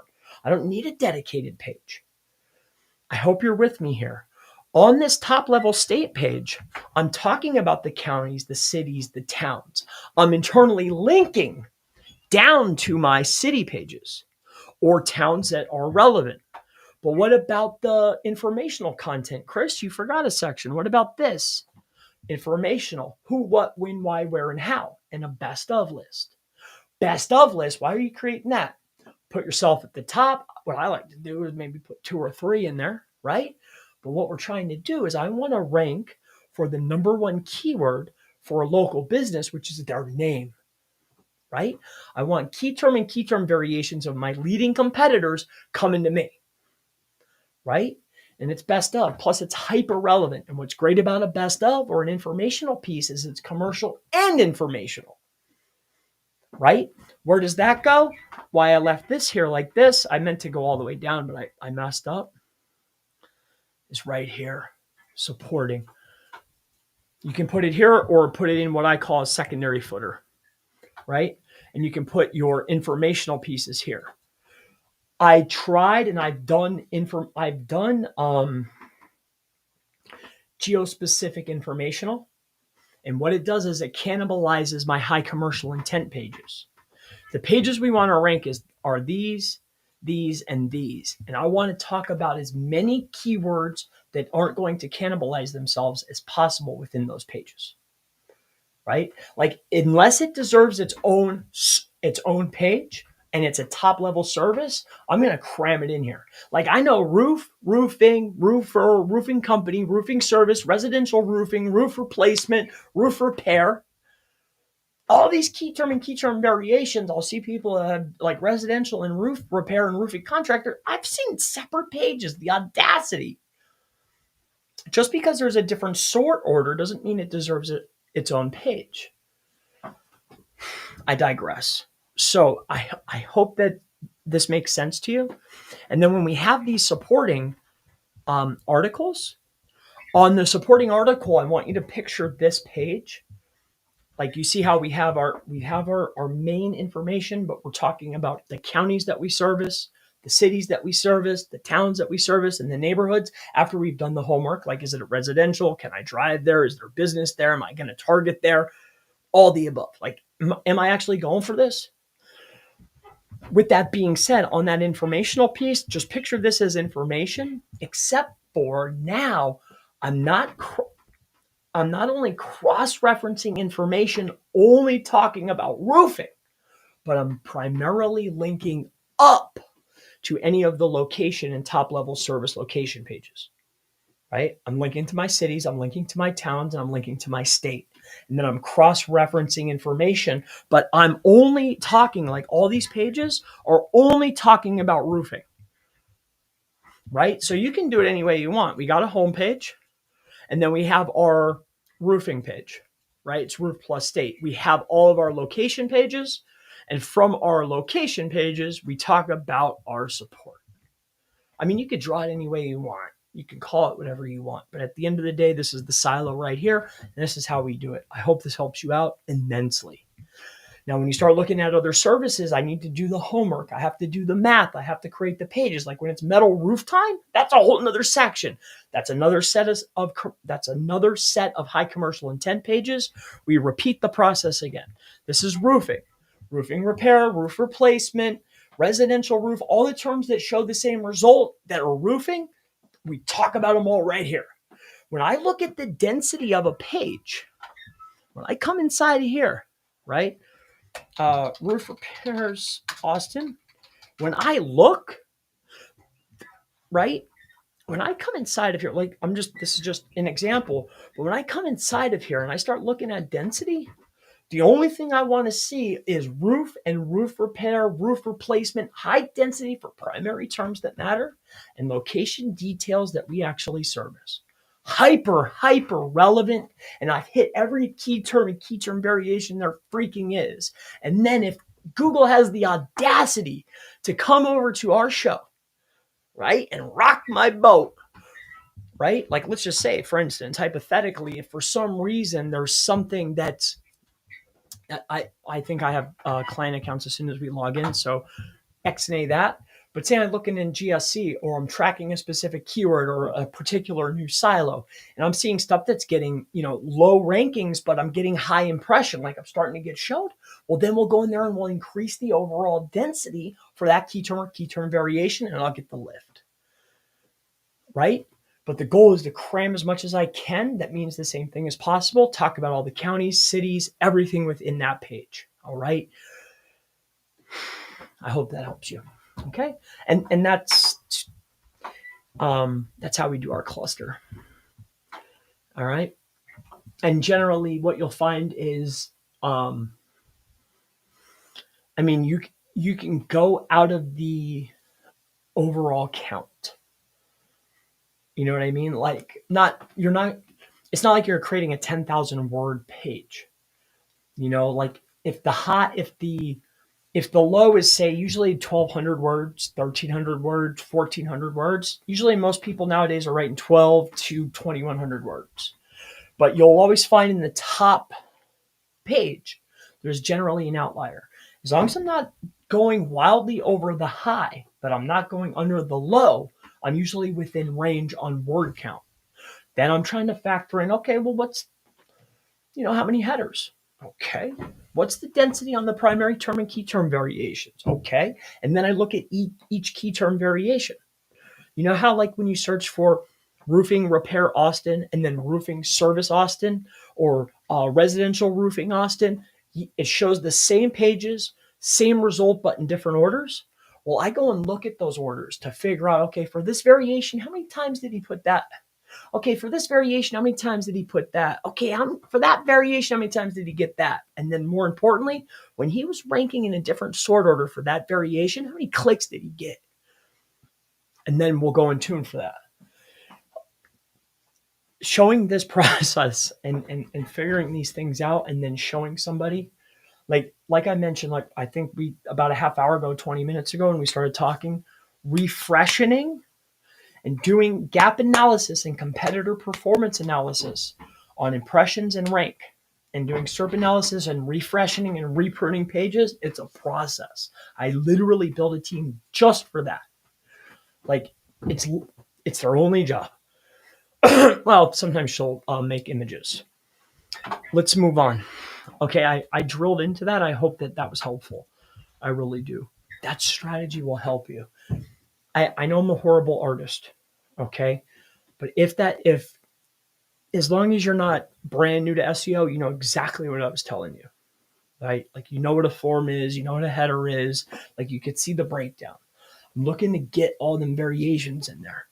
And then too, if you have a page, double up your A tags. What I mean by this is, like, when I'm on this page right here, right? Like, I want to stack A tags. Like, if for some reason this is Andrews, right?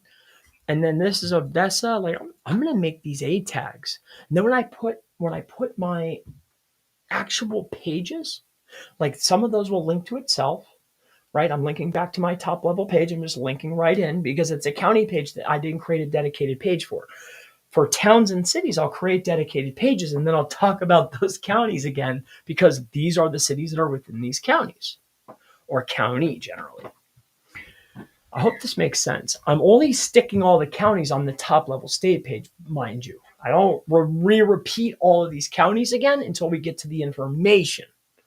Now, why would I do this on the information? Here's why, okay?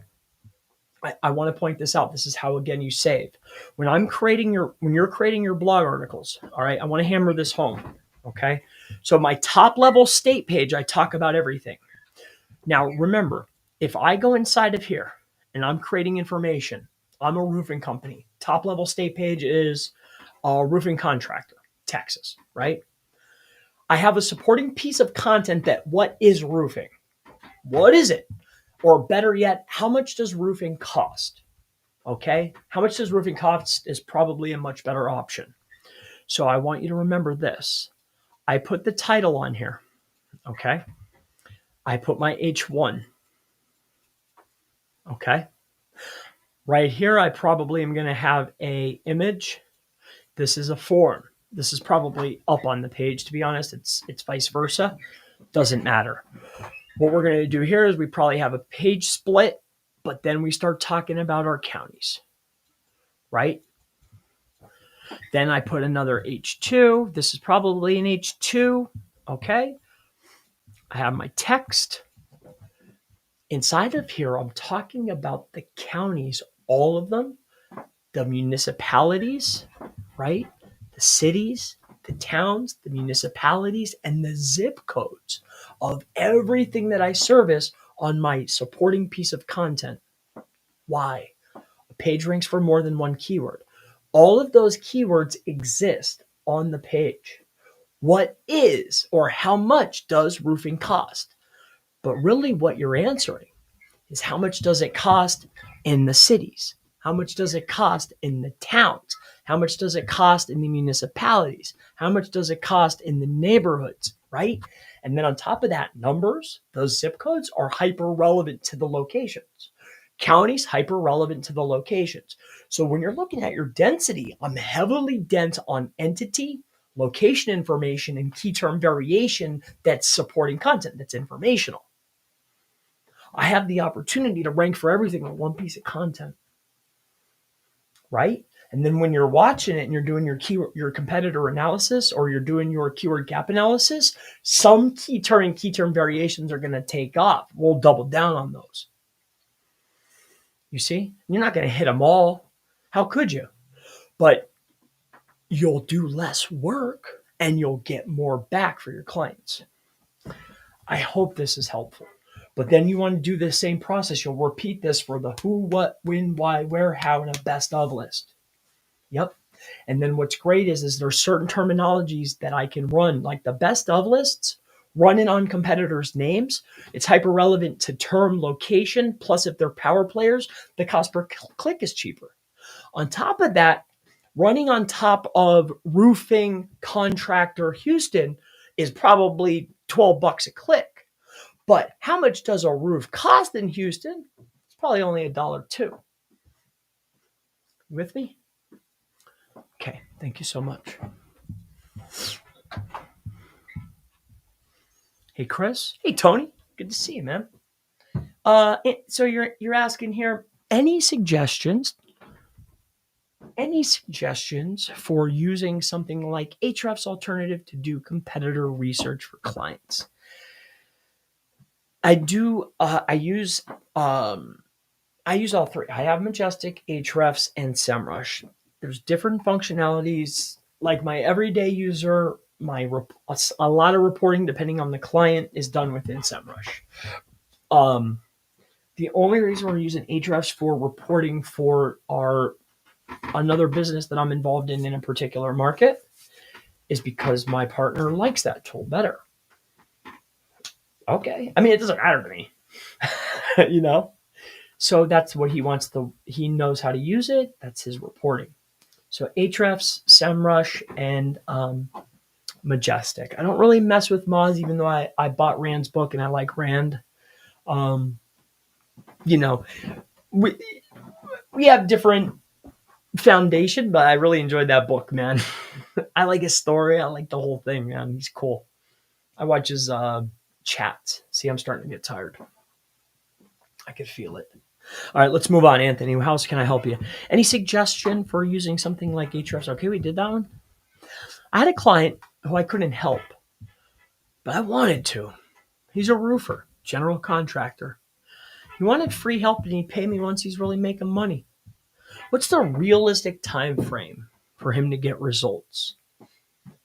8 to 12 months, depending on the city and where he's starting from. Almost anybody that comes in the door, like back in 2017, 2013, I used to tell people 90 days. 90 days to 6 months. I think now, now when I get someone through the door, I can guarantee you're going to be doing better after we meet than before we met, right? That's the guarantee. I guarantee you I'm going to get you more calls than you have now. I guarantee you're going to be ranking more. I guarantee you're going to get more traffic. Specifics, not a chance. I'm not Google, right? I'm working within the confines of Google, and Google makes changes all the time, right? I don't even think they're pulling the knobs. You know what I'm saying? So with that being said, yeah, I think a realistic timeline is more like 8 to 12, depending on where their starting point is.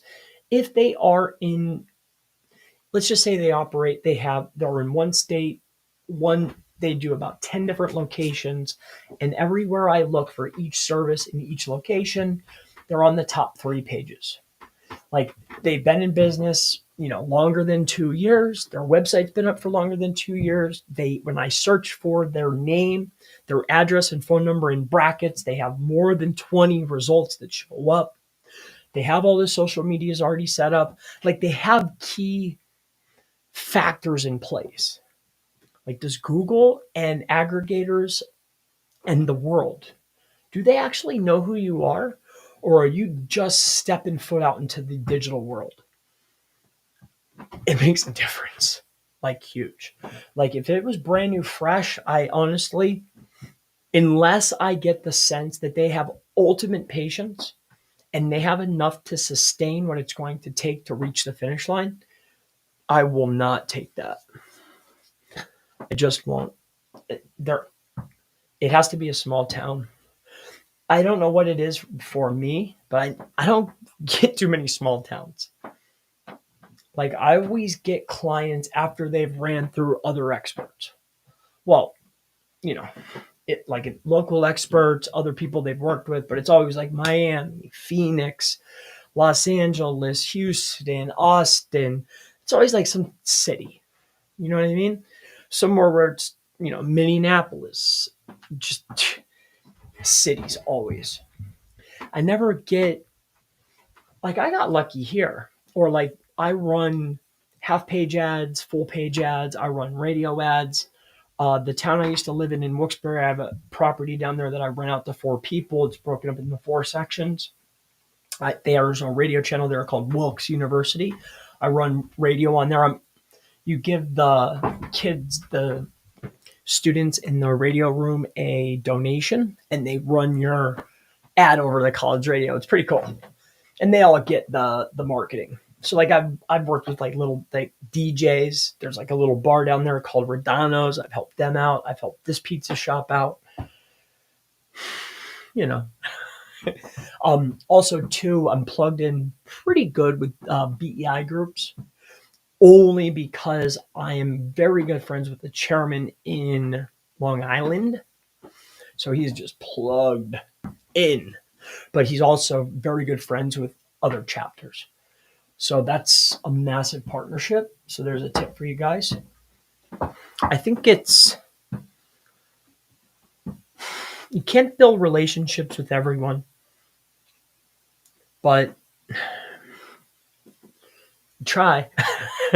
You do try. Anyway, I think I'm about to end it. I'm starting to get tired.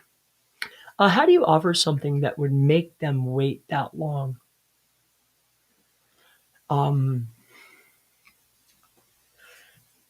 Again, when we're just doing content marketing, it's very hard. Lucky for me, I just started adding the ads, right? This year, I just added ads. We weren't running organic paid ads, nor were we running social media ads for people. We were running local extensions. We were running map ads, right? Because I had it down pat. We were running manipulated traffic from social media, but I wasn't managing a budget. I wasn't guaranteeing a result. It was, hey, put budget here so I can pump traffic here. I'm going to get you a maps result, right? But only this year we started doing the paid traffic.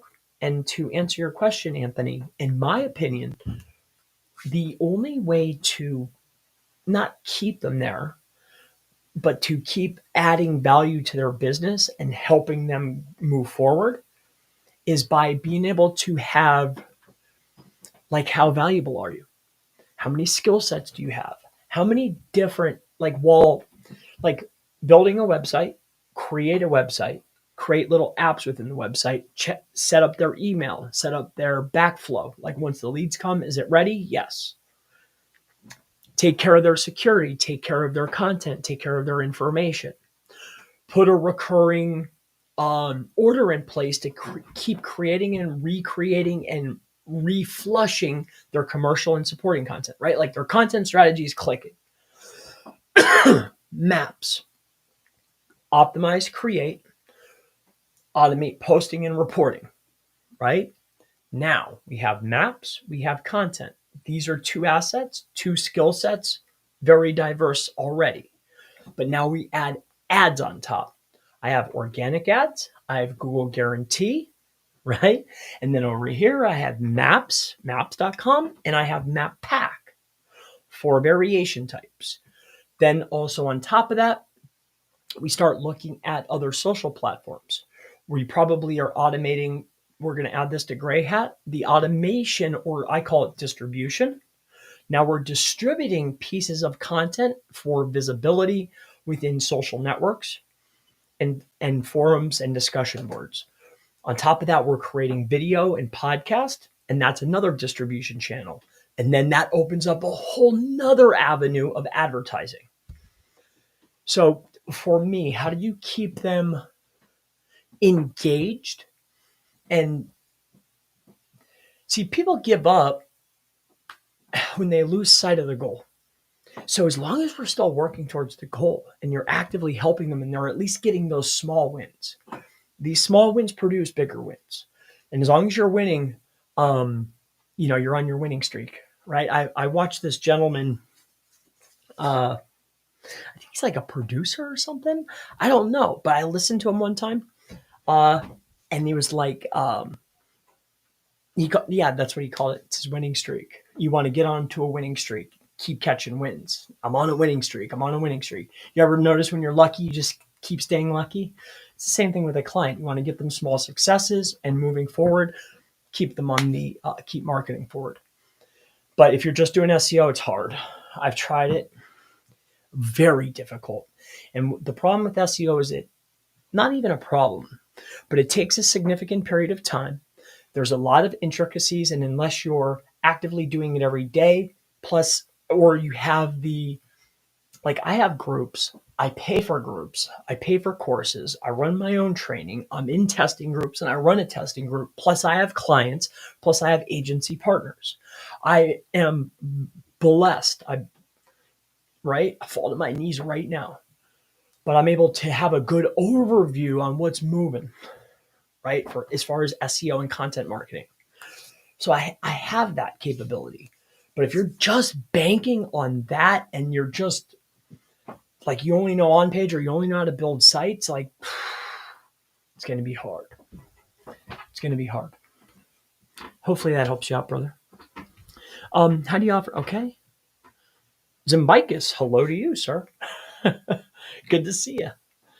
How can I help you? I like that name, man. Zimbicus. Sounds official. Tomorrow's Friday, aka Little Chris Day. You don't know about the Little Chris shrine over here, huh? Right? I added to the wall. I don't know if you know that or not. In any case, man, it's been a pleasure today. I don't know who this is. It's just landed here. So yes, we talked about that. So here, let's just finish this layout Um,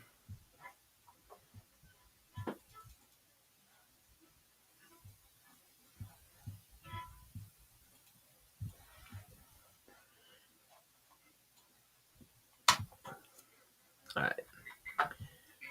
This is for my team. I mean, I tried to explain things as I was going. But yeah, also intake could mean this. So, right? So on the initial intake, it could be website, right? And I put I'm trying to formulate a relationship or a partnership with them, not affiliate. I don't want that. I want bulk volume pricing, but I want what I want. Like I want to be on the best hosts with the best CDNs. And in my opinion, I want Microsoft, Amazon, or Google. I want it to be managed. I want it to be fast and easy to deploy, clean up, take down, right? So I'm working out to get a better deal per site, right? With Cloudways. And the only reason Cloudways is I was launching everything on either Azure or Google, like my stuff's Google. But I like that dashboard. Plus, the client has access because I still want them to retain that. So website, so that's Cloudways. That takes care of the speed. Plus, I could again, it's going to be Google. Website design is going to be templatized, and that'll be based on Bricks.io, Elementor. Okay, lots of themes there, like Endless, even though it's not my favorite, but my builders love it. People I work with love it. So if they love it, I love it. Plus, clients love it. And it's tough. I mean, it's hard to debate their sales efforts, right? Just because I just don't personally like it. So Bricks, Elementor, we use Breakdance. We use Oxygen. We use Cadence themes. We use Thrive themes, right? Then we start talking about security. It's WP Server, right? They have a scanner. That's why their top shelf is very good. There's other ones, but I like that because it has a scanner. Speed, WP Rocket. Okay. SEO plugin and schema and custom schema and all that stuff, plus endless sites. We use SEO Press or all in one, right? Website design. So, and then design is templatized. Okay. Add colors, photos, content, etc. Right? Like it's templatized based upon niche and what's important to customers within niche. Like if it's a lawyer site, there's multiple calls to action. The colors are going to be darker, right? Like blues, dark blues, charcoals, things like that. If it's a dog walking company, it's probably going to be like a purple or like a light purple, if it's a plumber, it's going to be like a deep blue or a light blue. You with me? If it's a roofing company or something like this, it's going to be like a reddish color. So these are the types of color combinations and layouts are going to be productized and or itemized based upon niche. So that way, hey, oh, you're a plumber. Oh, you're a roofer. Oh, you're a garage door, locksmith, law firm, whatever. Which one do you like? Which layout do you like? So once we do this, this is going to be builds. All right. Initial intake, we talked about that. These will be your initial builds. Why does it keep doing this? Okay, we're going to call this part sites. So website development. Okay, that's going to be that.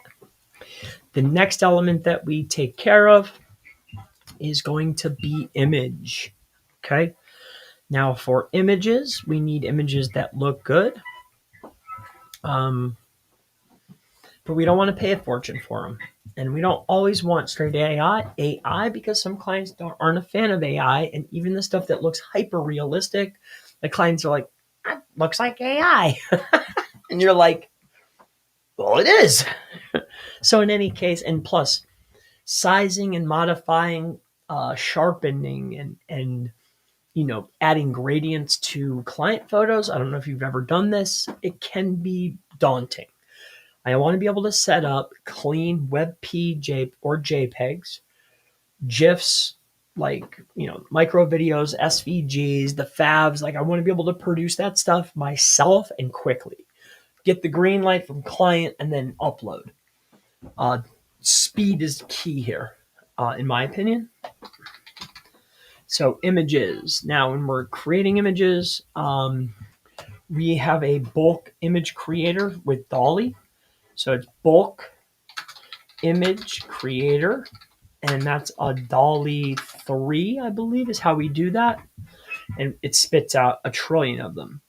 Another one on the market that you can utilize, my friend Matt. So Matt Zimmerman makes a tool called, oh my gosh, Zim. I'm going to bed, dudes. All right, Zim. That's bulk image too. Bulk image, and then it has something built in. I can upload the stuff. It makes life easy. We'll rejoin this at another time.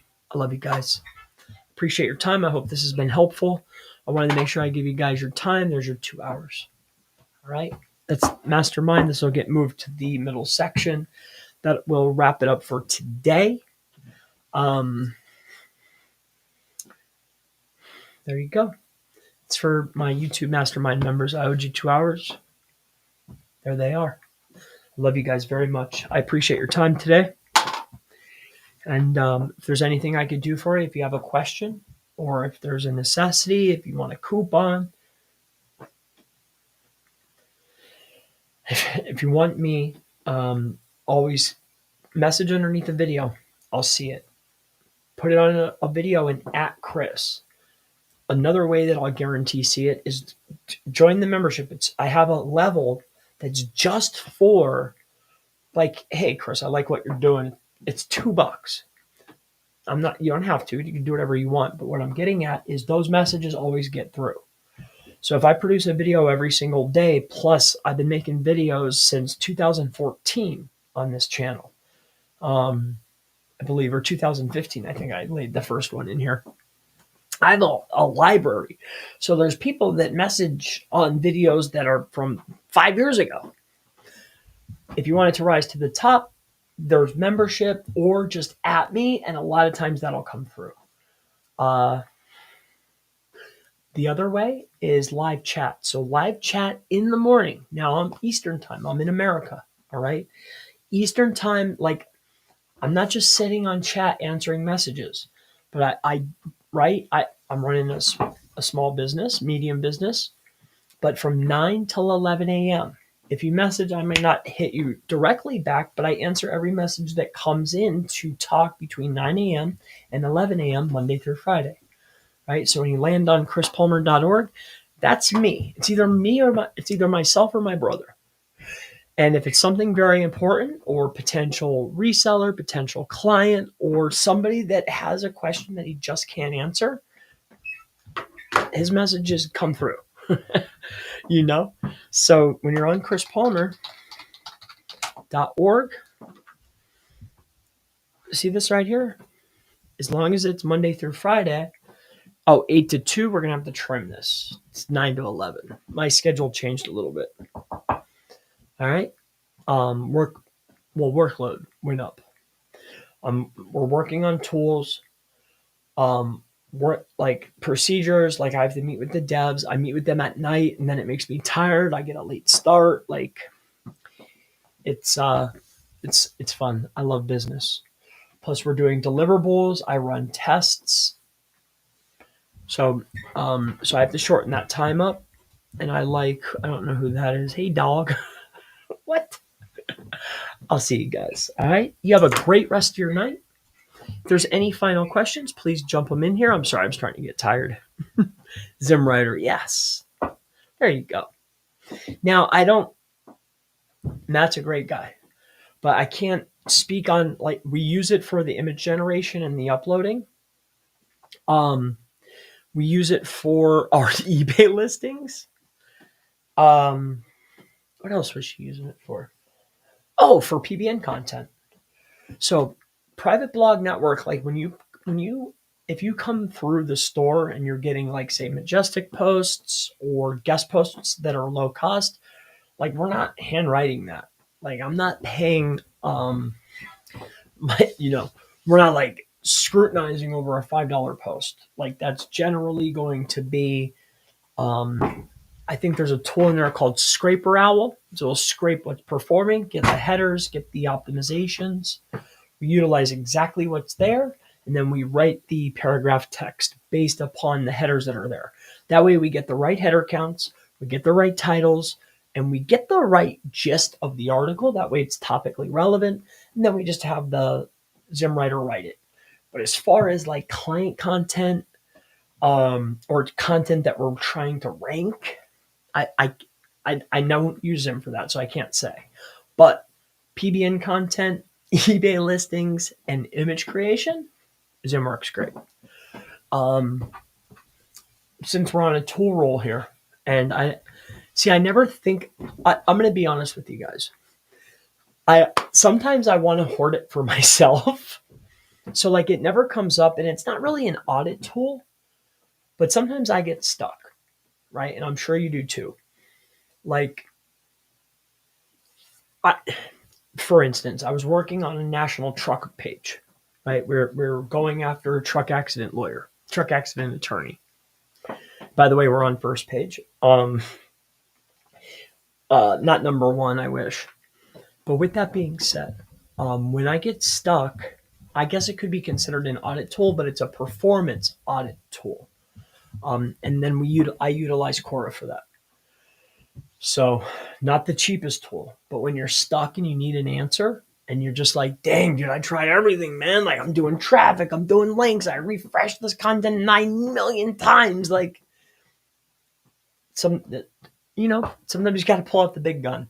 It takes an excruciating amount of time to run 9 billion measurements. But hey, sometimes good things take time. So there's that. I guess that's not an audit tool, but that's the other tool that, at least in the beginning section of this video, I did not mention. But that is on, I think it's on the bot. It's on one of these servers. Well, I just used it the other day. Maybe it's this one right here.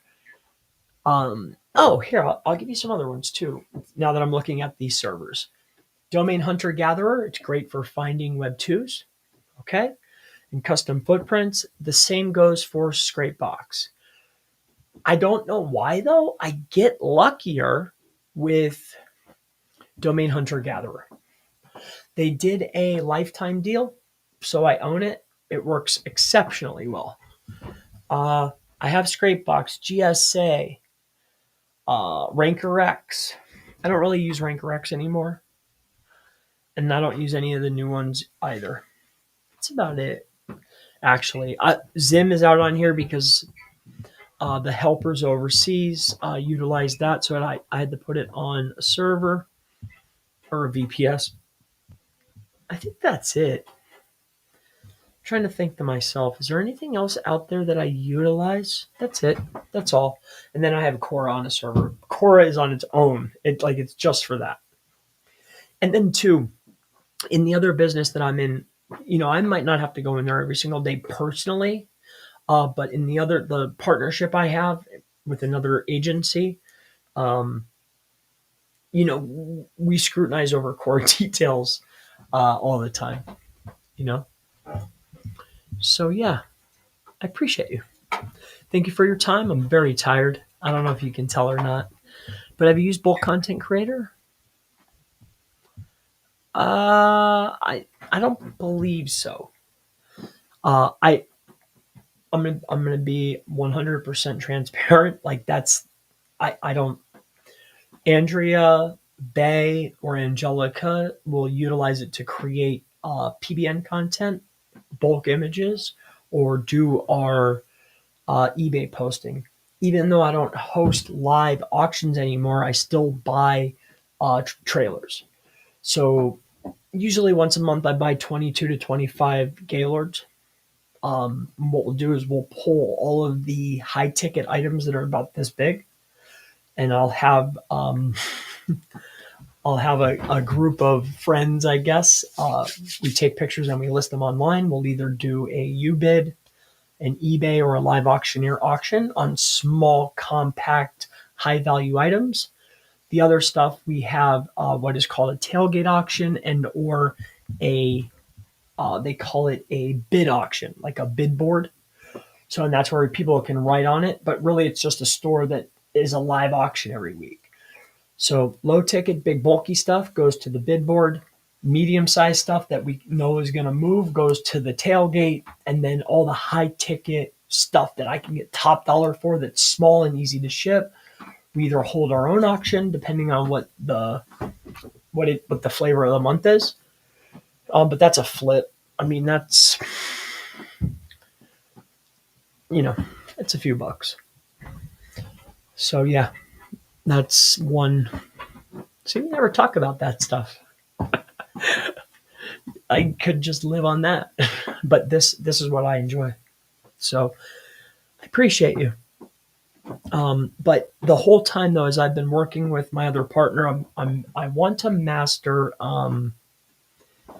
It's a combination of dollar flow, right? Investment, and then learning and having the confidence to get more property. So that's I'm into that too. I love antiques. I love collectibles. I love B grade electronics. That's where I make my monthly dollars. Household goods and B grade, sometimes A, A class, but I usually buy B class because nobody wants them. C, you're gonna get broken stuff. It has to work. It has to be new. I don't care if it's in the box though. You know what I mean? Like I just got a batch of, dude. There must have been 300 of them. Some of them didn't turn on, but they were 4-year-old iPhone 13 minis sealed in the box, unlocked. I guess they did like a recall or something, but all of those old ones, like they're not under warranty.